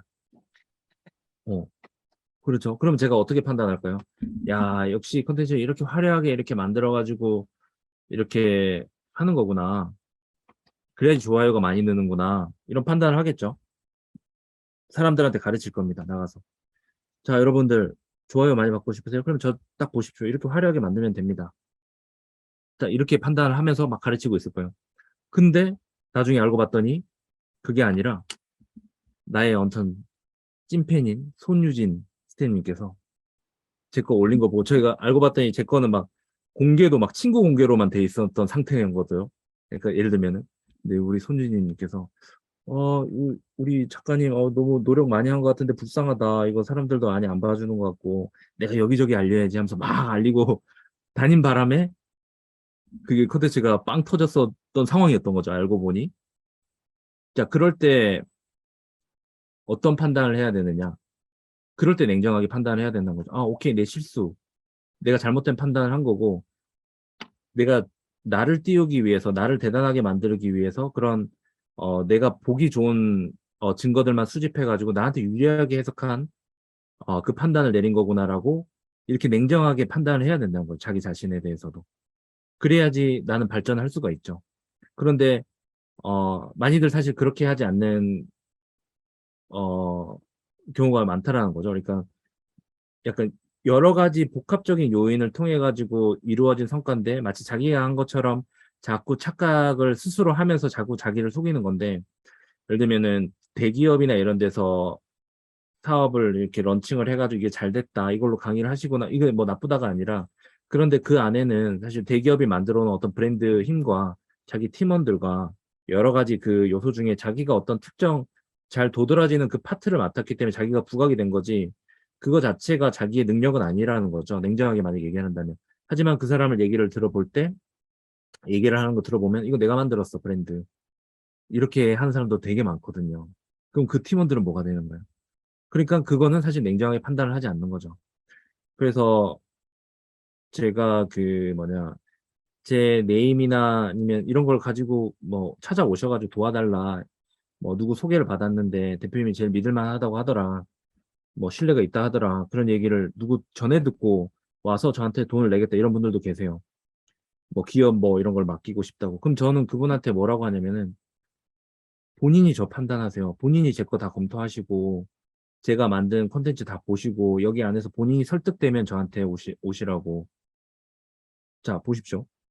저는 그 상황에서 예, 돈 주세요. 제가 할게요. 이라고 할 수 있잖아요. 쉽게 갈 수 있잖아요. 그렇죠? 근데 하지만 저는 그 순간에도 되게 냉정하게 한다는 거죠. 당신이 알고 있는 거는 잘못된 정보일 수도 있다라고 얘기를 하죠. 스스로 판단을 하시라고. 저는 이런 식의 자꾸 상대방한테 선택권을 맡기고 자꾸 이제 검증을 하도록 하면서 저 자신에 대해서 스스로 약간 냉정하게끔 검증을 받는 그런 상태에 계속 놓이도록 하는 거예요. 왜냐면 제가 자꾸 착각을 하거나 이러지 않게 하기 위해서. 내가 정말 잘났구나. 내가 잘 돼서 나 혼자 잘나서 이렇게 하는구나. 이렇게 착각하면서 살고 싶지 않기 때문에 계속 상대방에게 검증을 맡깁니다. 뭐 이런 얘기를 좀 드리고 싶네요. 네. 아, 질문 보이시죠, 작가님? 열심히 뭔가를 많이는 하고 있는 것 같은데 이렇게 쌓이는 게 없다는 느낌이 든다고 얘기를 하셨어요. 쌓이는 게 없다고요? 그렇죠. 그렇다고 하면은 사실은 이렇게 생각해야 되는데요. 저는 아마도 이런 질문을 받으면은 그러면 쌓이게 하려면 이렇게 하세요라고 이런 식으로 대답을 하겠죠. 쌓이게 하려면 이렇게 하세요라고 답변을 하는 게 일반적인 답변 방식일 겁니다. 하지만 저는 되묻죠, 이럴 때. 왜 안 쌓였다고 생각하시나요? 되물어 볼 수 있죠. 이게 냉정하게 판단하는 거예요. 되물어 보는 거예요. 혹은 정말 열심히 하셨나요? 그러니까 열심히라고 하는 게, 그러니까 예를 들면은 그 기간적으로 만약에 봤을 때 뭐 1년은 해보셨나요? 기간은 얼마나 됐나요? 약간 이렇게 왜냐면은 했는데 안 쌓였어요는 그분의 판단인 거죠. 그분의 상황이나 이런 거 전혀 알지 못해서 그냥 안 쌓였어요라고 하니까 그 안 쌓인 거에 대해서 그냥 답변만 하면 되는 거 아니냐? 그게 아니라 그 뒷단에서 전제나 이런 가설 이런 것들이 틀어볼 수 있는 게 프레임을 바꿔볼 수 있는 게 분명히 있을 수 있는데 그거부터 의심을 하기 시작해야 된다는 얘기를 드리는 거거든요. 그래서 사실은 쌓이고 있는데 왜 안 쌓였다고 생각하시나요? 그러면은 내가 알고 보니 자꾸 이런 식으로 나에 대해서 되게 냉정하게 뭔가 압박해서 판단하는 그런 습관이 있구나를 발견하게 되면은 해소가 돼버리는 거예요. 쌓이는 방법을 찾지 않더라도. 그리고 쌓이는 기간에 대해서 내가 많이 쌓았는데요. 이렇게 얘기했을 때 주변에 물어보겠죠. 여러분들은 얼마나 쌓으셨어요? 저는 한 1년 정도 쌓았어요. 저는 한 2년 쌓았어요. 저는 근데 그러고 보니 저는 한 1개월 쌓았네요. 이래버리면은 자기 기준이 알게 되는 거죠. 보통 한 1년 정도는 쌓는구나. 이러면서 기존 자기 전제가 잘못될 수도 있다는 것에 대해서 자꾸 깨져봐야 된다는 거죠. 그렇지 않고 그 아주 협소한 정보를 가지고 내가 판단을 전부 다 해버리면은 이게 이제 제대로 된 진단을 못 받고 제대로 된 다음 단계로 나가지 못한다라는 얘기를 드리는 거거든요. 그래서 이제 만약에 저는 이런 질문을 받으면은 이제 역으로 계속 물어보죠. 정말 안 쌓인 거냐? 확실하냐? 네. 그러면서 이제 막 얘기를 끌어갈 텐데, 뭐, 이 정보에 대해서도 혹시 말씀해 주실 수 있으면은 좀 거기에 기반해서 말씀드릴 수 있고, 근데 콘텐츠가 더 잘 쌓이게 하는 방법들은 당연히 앞에서도 쭉 나오기도 했지만은 정기적으로 하는 것, 그 책에도 이제 언급되는 부분이죠. 특히나 자본이 없고 일손이 부족한 뭐 1인으로 하시는 그런 프리랜서나 이런 분들은 이 파동을 이용을 하셔야 되는 거거든요. 에너지 파동을. 예를 들면은 그런 거예요. 우리가 TV 프로그램도 매주 수요일 수목 드라마 뭐 이런 식으로 하잖아요. 그럼 그때만 되면 기다리게끔 만드는 그 에너지를 만들어내는 거거든요. 그래서 정기적으로 해야 되는 거예요. 왜냐면은 그때 집중적으로 몰입해서 기다리게 만드는 그런 에너지를 발산을 시키는 거기 때문에 저는 콘텐츠를 매주 월요일 오전에 올립니다. 발송합니다. 저는 그렇게 했었거든요. 그러면 거기에 초점이 모이게 되는 거예요. 그럼 그 월요일 때 그 시간대는 그 사람들 나는 하나의 메일을 발송하지만 그 사람 100명, 1000명, 10,000명 되면은 그 시간대 이 사람들의 시간을 난 다 확보를 하는 거예요. 그 기운들을 내가 다 흡수를 해버리는 거죠. 그래서 월요일을 기다리게 만들고 그래서 그 사람들은 월요일 되면 이제 왔다 하면서 기다려서 오픈율을 높이고 거기에다 클릭률을 높이면서 나한테 트래픽을 가져오고 이걸 더 퍼뜨리는 행위를 하게 되는 거죠. 그러지 않고 중구난방으로 내가 올리고 싶을 때만 그냥 올리고 있다. 그러면 이거를 응집시키는 그 에너지가 많이 부족하죠. 그렇기 때문에 딱 정해놓고 이때만 뭘 올린다라고 하는 이 행위가 쌓이게 하는데 굉장히 중요한 역할을 하고요. 그 다음에 두 번째로는 콜투 액션인데요. 콜투 액션이란 말은 많이 들어보셨습니다. 제가 영어를 잘해서 그런 게 아니라 어떤 요청입니다. 예를 들면 내가 콘텐츠를 올렸는데 이게 잘 쌓이기 위해서는 사람들이 많이 퍼나르고 약간 그런 행위들이 이제 필요한 거죠. 그래서 이제 나한테 다시 돌아오고. 그럼 사람들한테 계속 그런 요청을 해야 되는 거죠. 이거 많이 보시고 도움 되셨으면은 주변에 많이 카톡방이나 이런 데 좀 알려주세요라든가 공유해 주세요라든가 스토리에 공유해 주세요라든가 이런 식의 요청을 매 컨텐츠마다 붙여야 되는 거죠. 그래서 그 사람의 기운을 이용을 해서 다시 내 컨텐츠가 퍼져나가게끔 하는 그런 메시지를 전달하고 해야 되는 거죠. 아마 검색해 보시면 게으르지만 콘텐츠로 돈을 잘 법니다라고 책 검색을 해 보시면은 거의 2년 넘게 하루도 빠짐없이 후기가 올라오고 있습니다. 무섭지 않나요? 근데 책 제목을 모르겠다. 저는 잘 봅니다. 검색을 해보세요. 네이버나 이런 데 검색해 보시면 이게 저는 잘 봅니다. 네. 좀 궁금하지 않으세요? 왜 이런 일이 벌어질까? 왜 계속 후기가 올라와? 2년이 넘었는데 요청하기 작가분들은 되게 신기하고 출판사 대표님도 신기하거든요. 책 안에 그 메시지가 들어 있습니다. 퍼뜨려 주세요. 후기 적어주세요라고 적혀져 있습니다. 그리고 오늘 같은 강의에서도 또 얘기하겠죠. 좀 적어주세요. 키워주십시오. 이렇게. 그래서 퍼져나가고 계속 쌓이는 겁니다. 그런 거 없이 알아서 퍼지고 이런 거 없거든요. 표현해야 되는 겁니다. 콜투 액션은 표현이거든요. 우리는 콘텐츠로 돈을 벌 거고 그게 잘 퍼져나가는 행위는 이 사람들이 이거를 퍼뜨릴까 말까 고민하는 시간을 줄여줘야 되는 거예요. 좋으면 공유해야지라고 하는 그 흐름 자체를 그 메시지를 보면서 바로 완결을 시켜줘야 되는 거고 그런 메시지가 없으면은 어차피 또 다른 데로 흘러갈 겁니다. 다른 데 집중할 것들이 많으니까요. 물론 그 메시지에 반응하는 게 100명 중 1명일 수도 있죠. 하지만 그 100명이 인플루언서면 네. 그 1명을 위해서 이 메시지를 계속 전하는 거죠. 근데 그런 사람들이 1명, 2명 계속 늘면은 이제 그 파장이 엄청나게 커지게 되는 거죠. 그래서 사람들이 이런 콜투 액션에 대해서 되게 잘 못 챙깁니다. 그래서 저는 주변에 잘 하고 있는데 잘 안 되는 분 보시면은 딱 보면은 바로 거의 콜투 액션 문제가 대부분이에요. 여기다 요거 좀 넣으시고요. 요거 링크 여기다 놓고 이쪽으로 오라고 얘기하세요. 그러면 늘어날 거예요. 바로 그렇게 됩니다.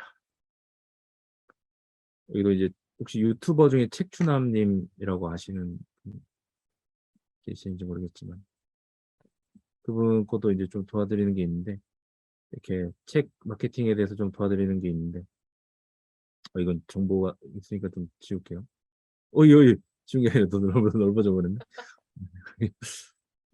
처음에 이제 자료나 이거 주는 건데 이렇게 한두 명 있었는데 이걸 콜투 액션 요청을 제가 이렇게 하시라고 했더니 갑자기 쫙 들어오기 시작한 거예요.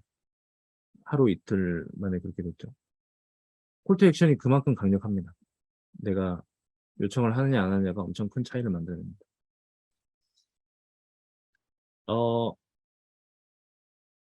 또 질문이 있으신가요? 이제 궁금한 거 많이 해결되셨죠? 음, 그거 정말 1시간 반이나 제가 이러고 있었다고요? 지금 콕 빠져가지고 아무도 질문을 올리지 않으셨어요. 어느 순간부터는 지금 작가님의 그 말씀에 다 푹 빠지셨어요.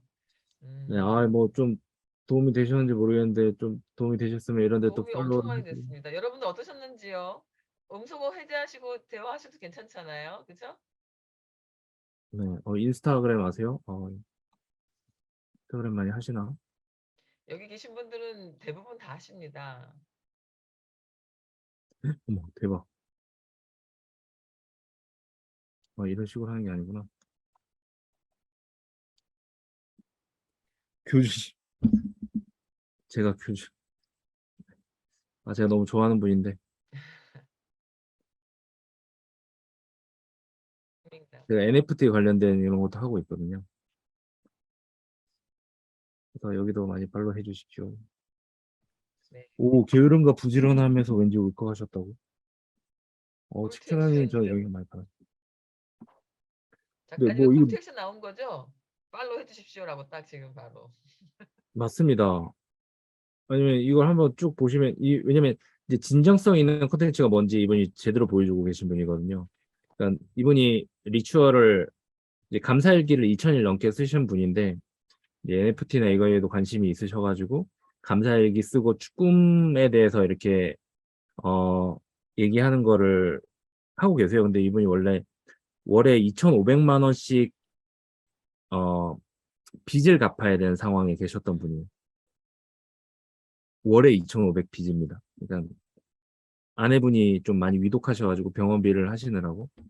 근데 그런 상황에서 버티고 했던 게 이제 자기 감사일기와 자기 꿈에 대해서 이렇게 스스로 동기부여하는 그거를 놓지 않으셨기 때문에 버티셨는데, 그럴 때 저한테 여러 번 찾아와서 도와달라고 하셨었고, 그때부터 뭔가 콘텐츠를 막 열심히 만들어내기 시작했죠. 간절했기 때문에. 아내분을 위해서. 그리고 이제 기존에 했던 것들도 광고비를 막 많이 쓰고 이러다가 빚도 많이 지시게 되고, 그걸 돈을 못 벌고 이렇게 된 상황이었는데, 이제 그 이후에 이제 콘텐츠를 많이 만들면서 그게 이제 터지기 시작하면서, 관련된 뭐 책도 많이 팔리고, 이분의 코칭이나 뭐 약간 이런 의학적인 부분인데, 그런 걸로 이제 돈이 들어오면서, 어, 빚을 다 갚으셨어요. 이게 이자가 2,500만 원이었다고 말씀드렸잖아요. 그러니까는 2,500만 원을 갚아야 되는 게 원금은 훨씬 더 겠죠.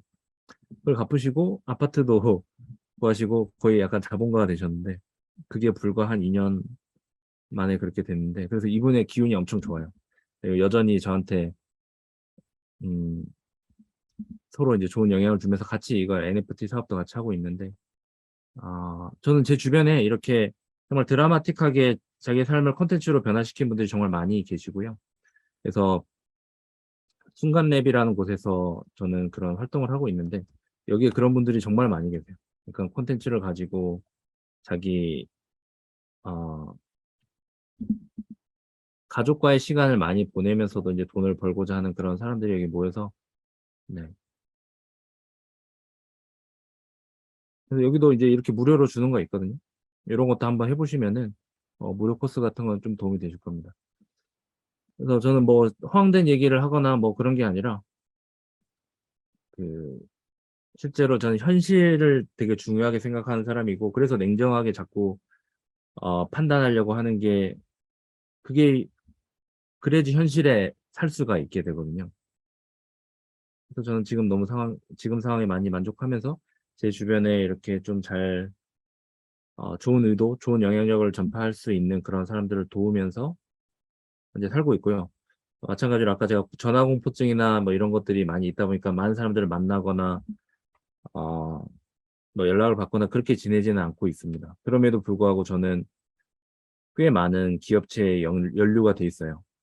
그분들에게 어, 이런 전체적인 큰 그림과 이런 비전이나 이런 것들에 대해서 지금 아마 쭉 들어보셨으면은 그냥 일반적인 느낌은 아닌 거라는 생각이 많이 드실 텐데, 그분들이 큰 그림을 그릴 수 있도록 세팅을 하고 콘텐츠의 흐름이나 이런 것들을 봐드리면서 기업들이 고객을 돈을 많이 안 들이고도 만날 수 있게 그렇게 세팅하는 거를 많이 도와드리고 있고요. 이제 큰 기업들도 있긴 한데, 뭐 스터디 카페 창업 현실 만약에 이렇게 검색을 했을 때, 요게 이제 제가 지분이 있는 그 회사에서 하고 있는 그 스터디 카페거든요. 요런 글들이 이제 상단에 나오는 거죠. 근데 뭐 이런 걸 눌러보면은 이런 것들이 다 이제 콘텐츠라고 볼 수가 있는 건데 이거를 보고 그다음에 사람들한테 도움되는 글을 노출을 시키고 여기 밑에 보면은 계속 콜 투 액션을 요청을 하고 그다음에 인게이지먼트를 높이는 거예요. 이게 계속 관여도를 높이는 거거든요. 자꾸 참여하게끔 만들고 이게 개인화된 느낌이죠. 나한테 좀 뭔가 어 연루된 느낌이 갈 수 있도록 이렇게 뭔가 고객 여정이라고 보통 부르는데 고런 설계를 막 해서 다음 단계로 갈 수 있게끔 막 합니다. 고객들이 왔을 때. 다른 콘텐츠들이랑 너무 느낌이 많이 다르거든요. 제가 설계하는 것들은 철저히 고객 입장에서 이 진입 장벽을 낮게 이렇게 살짝만 올라올 수 있게끔 만들어서 다음 단계로 안 가면 안 되게끔 만드는 게 되게 중요한데요. 뭐 이런 식으로 해서 이제 문의를 받거나 이런 식으로 하다 보니까는 광고를 하지 않아도 계속해서 그 문의를 받고 고객이 계속 유입이 생기는 거예요. 그런 곳들이 이제 많이 있죠. 다른 데들은 보면은 스터디 카페 키오스크 이렇게 하면 광고들이 막 붙어 있죠. 이런 것들로 한 달에 몇백만 원씩 나가거든요. 키오스크나 이런 것들은 이제 광고들이 붙어 있잖아요. 이런 것들이 다 광고로 상단에 올라가는 거잖아요. 근데 여기 보시면은 요게 이제 또 키오스크 회사입니다. 제가 세팅해서 이렇게 광고 안 하고 이제 그걸로 한 거죠. 근데 디자인도 되게 별로예요. 디자인을 뭐 거의 신경 안 쓰고 그러기 때문에. 하지만 여기서 다시 또 유입이 생기죠. 이렇게 문의가 또 오거든요. 다들 몇백만 원씩 쓰고 그럴 때 우리는 콘텐츠 몇 개 만들어 가지고 고객이 필요로 한 걸 여정을 짜주고 퍼널을 짜서 그분들의 문의를 받게끔 하는데 이런 것들이 한 건 한 건이 꽤 고가거든요. 뭐 스터디 카페 같은 경우에는 억 단위일 거고 이런 거는 100 단위, 1000 단위인데 이런 것들을 돈을 쓰지 않고 고객을 모집을 하고 있는 거죠. 그러니까 이런 것들이 다 기반이 뭐냐면 그냥 콘텐츠를 만들고 고객들이 찾아올 수 있게끔 만드는 그런 것들이 이렇게 잘 믹스가 됐을 때 이런 성과들이 나오는 건데 저도 저런 단계 가고 싶어요. 하실 수가 있는데 콘텐츠를 즐겁게 만드는 그런 단계, 고객한테 진짜 도움을 주고 싶다라는 그런 좋은 마음 이런 것들이 결합이 될 때 저렇게 상단에 노출이 되는 그런 글을 쓸 수가 있는 거거든요. 근데 내가 막 이걸 돈을 벌어야 돼 막 이런 막 기술적인 거 후킹 이런 것들을 쏟아내 갖고는 저렇게 될 수가 없기 때문에 저는 콘텐츠를 만들 때 자꾸 즐거운 마음으로 그 결과에 집착하지 않는 그 콘텐츠 자체로 즐거운 그런 상황을 좀 먼저 하라고 좀 말씀을 계속 드리는 거죠. 지금 들으시면서 혹시 이 부분을 꼭 직접 듣고 싶다라는 어떤 그런 이야기 마이크 켜고 하셔도 되겠습니다.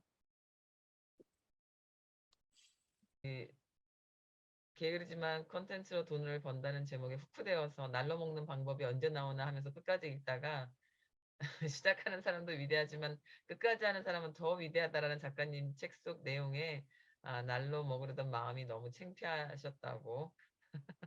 우리 솔직하게 얘기해 주셔서 너무 감사드립니다. 네, 네. 그 작가님 질문 드려도 될까요? 뭐 질문이라기보다 저는 되게 와닿았던 부분이 작가님 책에서 이제 공짜는 좀 뭐랄까 세련되게 줄 때 더 가치 있다 이렇게 얘기했었던 부분이 있었잖아요. 좀 네. 좀 세련되게 생색 내라. 네. 근데 저희가 이제 무료 강의도 많이 하고 그러다 보니까 이제 더 와닿는 부분이기도 했었어요. 근데 이 부분에 네. 대해서 아마 대동소이하게 많이 이렇게 좀 고민하고 계신 분들도 있을 것 같아요. 자신의 컨텐츠를 뭔가 이렇게 퍼주는 입장. 내가 사실 가치는 자신이 매기는 건데도 거기에 대해서 아직 좀 준비가 안 돼 있다거나 뭔가 실행하기 주저하는 부분들도 있을 것 같고 그러니까 이 부분 한번 좀 말씀드리고 여쭙고 싶어요. 비싸게 줄 때 의미가 있다. 공짜는 비싸게 줄 때 의미가 있다. 이 부분에 대해서. 네. 뭐 여러 가지 얘기를 드릴 수 있겠는데 첫 번째로 사람들은 저기 뭐냐 가치에 대해서 되게 가격에 민감하게 반응을 하기 때문에 '이게 원래 공짜가 아니다.'라는 느낌을 줘야지 훨씬 더 가치 있게 느낍니다. 그러니까 이거는 서로를 위해서라도 요렇게 하는 게 이제 상대방이 더 내가 어쨌든 나의 입장에서는 가치 있는 거를 상대방한테 주는 건데 이왕이면 그 가치를 더 잘 알아봐 주면 좋은 거니까는 원래는 이렇게 무료가 아니다라는 것에 대해서 언급을 해주는 게 이제 저는 좋다라고 생각을 하고요. 마찬가지로 여러분들이 지금 이렇게 강의를 듣고 계신 것도 저도 다른 데 가면 이제 돈을 많이 비싸게 받으면서 하겠죠. 하지만은 여러 가지 인간적인 연결과 이런 것들을 통해서 할 때는 또 무료로도 이제 하거든요. 이제 그건 제가 선택을 하는 거고. 하지만은 지금 공짜라서 좀 이거 역시 공짜는 이렇네 약간 이런 생각은 안 드실 거 아니에요. 전혀 그런 안 들죠. 생각이시죠? 전혀 네. 안 들죠. 네. 그래서 이제 원래 뭐 이제 비싸게 하는 건데 우리 같이 이렇게 해주는구나 이런 느낌을 이제 전달 받으셨으면 좋겠고 이제 두 번째로는 무료로 주는 거기 때문에 저는 약간의 액션을 요청을 해도 된다라고 생각하는 거예요. 예를 들면은 이런 거죠. 지금 책조남님 같은 경우 저 아까 출판사 운영을 하시는데 그분도 공짜로 뭔가 지금 주려고 만들어 놓으셨거든요. 근데 그걸 어디서 다운받느냐? 네이버 카페에서 다운받게 해놨어요. 그러면은 뭐냐면 네이버 카페에 들어와서 이제 회원 가입과 이제 이런 것들이 좀 늘겠죠. 이해되시나요? 그러니까 무료라서 돈은 안 내지만은 어떤 트래픽적으로 좀 영향을 미치게끔 작업을 한다라는 거죠. 이해되시나요? 네. 이거는 뭐 일종의 뭐 카톡방으로 유입을 시키는 것도 일종의 그런 걸 수도 있죠. 그러니까 자 무료로 드릴게요 하면서 이메일로 그냥 쏴버려도 상관없는 건데 자 여기 카톡방에 와서 이 공지사항 확인하세요 이러면 카톡방 유입을 만들어내는 거잖아요. 그러니까 요런 것들이 그러니까 무료로 주지만은 사실은 나한테 좀 도움이 되는 그런 액션들을 만들어내는 거라고 얘기를 드리는 거고요. 뭐 이런 것들을 말씀드린 겁니다. 그리고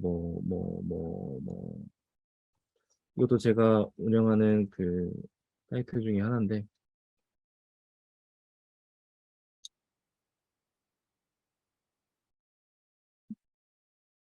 이것도 이제 무료로 이 책에 대해서 그거를 주는 페이지거든요. 근데 여기서 한시적으로 준다. 이렇게 시간 같은 걸 걸어놓고 이러면은 이거에 대해서 또 이제 시간적으로도 이제 가치를 또 느끼게 되는 거죠. 그래서 이것도 무료로 주지만은 내가 특별한 이벤트로 인해서 내가 받을 수 있게 됐구나라고 하는 그런 가치를 심어주면은 이제 우리가 뭘 공짜로 줄 때 공짜로 주면 사람들이 잘 안 봐요. 아시겠지만. 그래서 나는 줬기 때문에 생색 내고 싶은데 저 사람이 안 봤으면 생색을 또 못 내는 거예요. 억울하잖아요.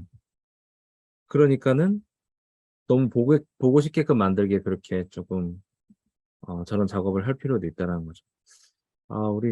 저희 우리 제가 또 전에 왜 이분 조용히 계시죠? 아이드베이님 아까 채팅 나오셨었는데 어, 채팅하셨어요? 네네 하나 보여드릴 죄송합니다. 기억이 나는데 잠시만요. 죄송합니다. 조용히 계시지 않았습니다. 한 말씀 하셨습니다. 뭐냐면 뭐 자신을 펼치는 기본적인 담당은 방어 기제가 어떤 발동이 안 되는 인간 심리 이렇게 아까 채팅을 남겨주셨어요. 그래요. 아니 못해요. 근데 여기 또 제가 이렇게 또 얘기했지만 여기 또 전문가분들도 많이 계시잖아요. 제가 또 갑자기 급 또 소심해집니다. 그러시면 안 됩니다, 작가님. 지금은 작가님의 시간입니다. 아니 근데 뭐 저는 그냥 그런 사람이기 때문에 뭐. 근데 햇번님이 몇 번 질문하셨는데 제가 말씀을 못 드린 거 아니에요. 자신을 펼치는 기본적인 당당함은 어디서 나오나요?라고 하는데 당당함이 처음에는 아주 작은 용기로부터 출발을 하는 것 같고, 예. 근데 그 용기 때문에 생기는 어떤 주변의 응원이 더해지고 그 응원 때문에 조금 더 큰 용기를 내고 그런 것 같아요. 이게 처음부터 당당하고 이럴 수는 없는 것 같아요. 그냥 아주 작은 용기, 많이 망설이다가 많이 어둠으로 갔다가 진짜 아까도 이렇게 나의 어떤 명분을 만들어서 작은 용기를 내서 했을 때 주변의 그런 응원을 통해 가지고 조금 더 큰 용기를 내면서 점점 자신감을 찾아가고 당당하게 되는 거지.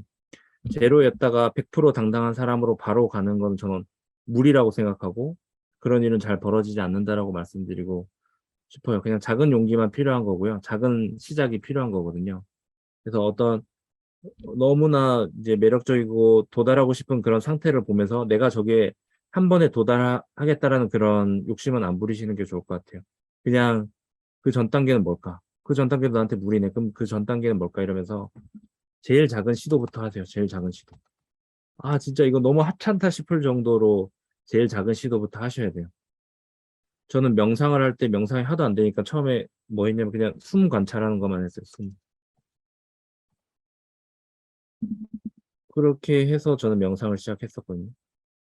지금 당장 할 수 있는 것부터 하는 게 맞지. 더 많이 공부하고 더 많은 준비를 해서 완벽하게 하려고 하면 1년, 2년, 3년 금방 지나가요. 무조건 지금 당장 할 수 있는 아주 하찮은 최소한의 것부터 출발을 하셔야 됩니다. 그게 게으르게 오랫동안 쌓이면은 여러분들이 그냥 갑자기 깜짝 놀랄 만한 그런 얘기를 듣게 되실 거예요. 저는 아직도 적응이 안 됩니다. 저한테 뭐 이렇게 어떻게 그렇게 하실 수 있나 이러는데 그냥 저는 그냥 매일 그냥 그렇게 살아왔는데 이렇게 돼 있던데 뭐 어떻게 하는 거예요, 뭐. 그래서 항상 겸손할 수가 있죠. 저는 그냥 그렇게 살고 있으니까요. 하여튼 뭐 많이 부끄럽습니다. 네. 저 그냥 뭐 되게 평범한 아빠입니다. 집에서 그냥 애들 그냥 똥 치우고 뭐 그래 와이프랑 같이 우리 이렇게 행복해도 되나 이런 얘기하면서 저 결혼 10년 딱 됐거든요. 야, 10년, 10주년 됐는데 멋있으시네요. 근데 단 한 번도 안 싸웠어요. 아, 너무 놀라운 일 아닙니까? 평범한 아빠 아닙니다. 너무 정말 평범한 남편 아니고요. 우리 그렇게 사는 것에 대해서 많이 연구를 했었어요. 그거에 대한 갈망이 심했어요. 어렸을 때 워낙 우리 부모님이 많이 싸우셨기 때문에. 근데 보통 그렇게 안 살기 위해서 노력하다 보면 그렇게 된다라고 얘기하잖아요. 그것까지도 염두에 두고 그렇게 안 되기 위해서 공부를 하면서 가다 보니까 이런 얘기도 할 수 있게 된 것 같고, 뭐, 그러다 보니까 서로 다르다라는 것에 대해서 받아들이는 게 사랑이라는 것도 알게 됐고, 그러니까 서로 닮아서 처음엔 좋아하잖아요. 연인도 그렇고, 부부도 그렇고, 서로 닮은 부분 때문에 많이 좋아하고, 이해할 수 있을 것 같다는 생각에 착각을 하지만은, 진짜 사랑은 다른 것에 대해서 받아들일 수 있는 게 사랑인 것 같더라고요. 그래서 아이들과 저희도 너무 다르잖아요. 아이들의 생각, 행동, 어른과 너무 다르잖아요. 그럼에도 불구하고 우리는 다 받아주고 이해하잖아요. 그게 사랑인 거고.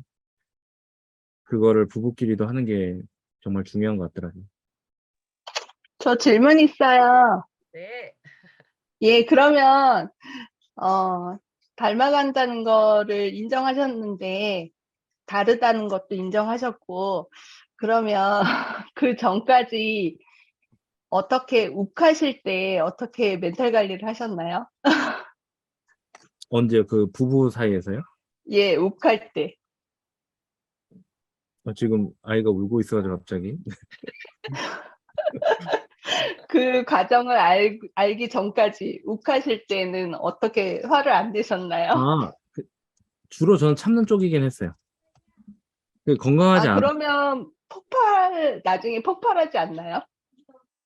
제가 한번 폭발했죠. 몇 번 폭발했죠. 네, 폭발했습니다. 그러니까는 그러면서 어떤 걸 알게 됐냐면은 저는 되게 그냥 착한 사람인 줄 알았어요. 착하고 이해해주는 사람? 근데 이제 내가 폭발하는 걸 보면서, 그게 아니라 나는 그냥 억누르는 걸 그냥, 억지로 억누르는 걸 그냥 잘하는 사람이구나. 이렇게 저에 대한 이해가 이제 생긴 거죠. 그러니까 오히려 이런 사람이 더 위험할 수도 있겠다라는 것을 이제 저는 알게 됐어요. 그러니까 뭐 위험한 행동을 해서가 아니라 관리가 안 되고 있었던 거죠. 리스크가 관리되고 있으면 리스크가 아니라고 얘기하잖아요. 근데 괜찮은 줄 착각하고 사는 거죠. 난 착하고 화 안 내고 그런 사람이야라고 착각을 하고 있는 거예요. 그게 아니라 그냥 참고 어 그런 모습을 보기 싫어서 그러니까 우리 부모님의 그런 싸움이나 이런 것들이 싫다 보니까는 그런 것들에 대해서 드러내고 싶지 않아서 억누르고 있었던 건데 그게 마치 나는 그냥 착한 사람으로 착각을 하면서 살다 보니까 리스크 관리가 안 되는 거죠. 그래서 폭발하고 나서 그때부터 제가 파악했던 건 뭐냐면 나는 애초에 그런 착하기만 한 사람이 아니라 폭발도 할 수 있는 사람이고 화가 있는 사람이고 그렇다면 그걸 이제 받아들이고 인정하는 것부터 출발하자 이렇게 됐었거든요. 뭐 그럴 때 글쓰기를 또 많이 하기도 했고요. 맞아요. 대부분 착한 코스프레 하고 살잖아요. 저도 그런데. 네. 그러다가 이제 그걸 참다가 되게 그게 골마서 한번 터질 때가 있잖아요. 네네네. 그래서 그때 아차하는 순간도 있지만 그때 속이 시원한 마음도 사실 있거든요. 네. 그렇죠. 그게 이제 그래, 진짜 모습이니까요. 네, 네. 근데 그게 감정이 계속 드러나면 안 되지만,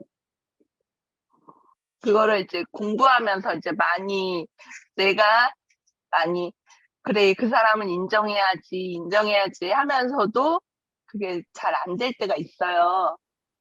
그럼요. 그냥, 네. 예, 무조건 참는 건지, 명상을 해서 어떤 요가를 해서 어떻게든 그 사람이 나랑 다르다라고 그냥 인정하고 이렇게 참고 살아내야 되는 건지 음. 어떤 게 정답인지 모르겠어요. 네, 저도 제가 정답이라 말씀드릴 수는 없고요. 저는 지금 참는 개념은 아닌 것 같고요. 내가 이해는 하는데, 네. 그렇죠. 내가 저 사람한테 불편함을 인지하는 것만큼이나, 근데 그 사람은 내가 그걸로 불편할 거라고 생각을 못 하는 것만큼이나, 나 역시도 그 사람에게 그런 행동을 하고 있다라는 것에 대한, 그 가정 자체를 하고 있는 거죠.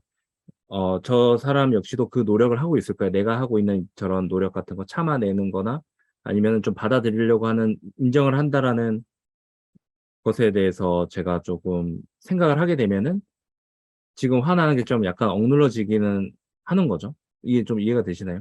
왜냐면 나도 모르게 저 사람한테 저런 불쾌하게 만드는 걸 나도 하고 있을 거라는 것에 대해서는 보통은 자기는 생각 안 하고 왜 제가 날 이해 못하지만 생각을 하잖아요. 근데 이제 나 역시도 그렇게 이미 그런 거를 발산을 하고 있는 상황인데 그거를 근데 네. 그게 답이 너무나 신기하게도 세월이 흐르면서 그냥 그거를 인정하게 되고 그 사람이 측은하게 되고 안쓰럽게 되고 뭐 이렇게 바뀌더라고요. 네. 이게 네, 풀어나가는 방식 자체는 이제 사람마다 좀 네. 다를 것 같기는 한데요. 근데 저는 어쨌든 출발부터 그렇게 안 되기 위한 노력을 쭉 해왔기 때문에 약간 이런 방향으로 같이 대화를 많이 하는데, 근데 이미 막 서로가 이렇게 엉키고 설키고 이러면서 감정들이 그렇게 된 상태에서는 이게 그냥 단순하게 이렇게 했는데 이런 걸로 사실 풀리는 것 같지는 않아요. 그냥 어떤 극강의 부딪힘과 충돌 이런 것들 속에서 많은 울음도 있어야 되는 것 같고. 맞아요. 젊었을 때는 막 울분을 토하고 막 진짜 자세하게 설명하고 했는데도 이해를 못해서 억울하고 나만 서운하고 했는데 왜 세월이 지나니까 그게 이해가 되는지 내가 그게 깨달음이 되는 건지 내가 성숙해지는 건지 모르겠어요. 그런 거에 대한 것처럼 공부도 네. 그 때가 있는 것 같아요. 그렇죠. 그래서 네. 네.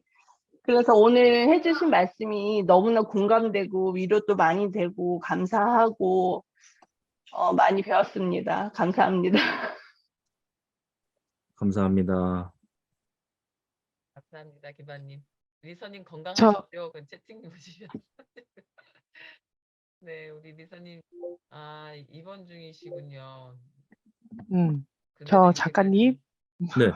네, 도부님. 저는 오늘 콘텐츠 그 책 읽으면서 제가 그 책을 읽으면서 확 다가왔던 키워드 두 개를 말씀드리고 싶은데 진심하고 그 힘빼기였거든요. 이게 무슨 얘기냐면 음. 사실 다들 막 바쁘게 공부하고 이제는 본인만의 콘텐츠를 가지려면 나만의 팔로우 아니면 유튜브를 어느 만큼의 퀄리티로 만들어야 되나 막 이런 고민 굉장히 많이 하실 것 같아요. 저도 처음에 시작할 때 그랬고 아니 800개인데 내 팔로워 수는 왜 이래? 이런 생각을 하는 분들도 계실 것 같고 근데 책에서 언급해 주셨던 게 팔로워 수에 연연해 하지 말아라. 얼마만큼 진짜 찐팬, 나하고 진심을 통해서 소통을 하고 있는지 집중을 해라. 그리고 이제 또 유튜브를, 그래서 그 얘기도 굉장히 다가왔었고, 콘텐츠를 만들 때, 우리는 어떤 수가 많아야 내가 뭔가 어떤 내 콘텐츠를 알리고 그럴 때 굉장히 유리할 거기 때문에 일만을 만들어야 되고, 이래서 숨이 차고, 열심이지만 숨차고 힘들고 뭐 이런 얘기를 하잖아요. 그래서 이 진심으로 소통을 해라라는 그 키워드가 들어왔었고 네. 또 이제 유튜브에 관심이 많으시고 유튜브를 해야 된다라는 거를 아시는 분들도 있지만 저를 포함해서 잘 만들고 싶잖아요. 근데 나의 그 눈은 프로, 나의 위치는 여기. 예, 그럴 때 뭐라고 하냐면 힘 빼고 만들어라. 그냥 부족하면 부족한 대로 나의 얘기를 그냥 좀 힘 빼고 나답게 만들어라. 그 얘기가 책에 있었어요. 그래서 네.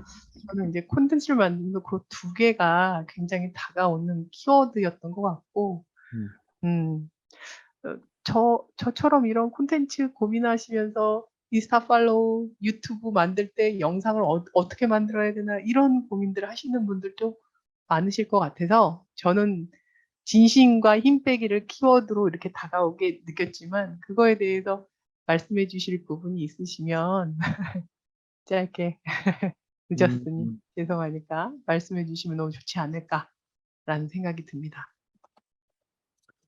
그 팔로우 팔로우스에 수가 연연하지 말고 네네네.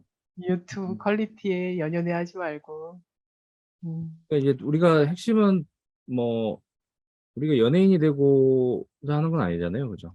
그쵸?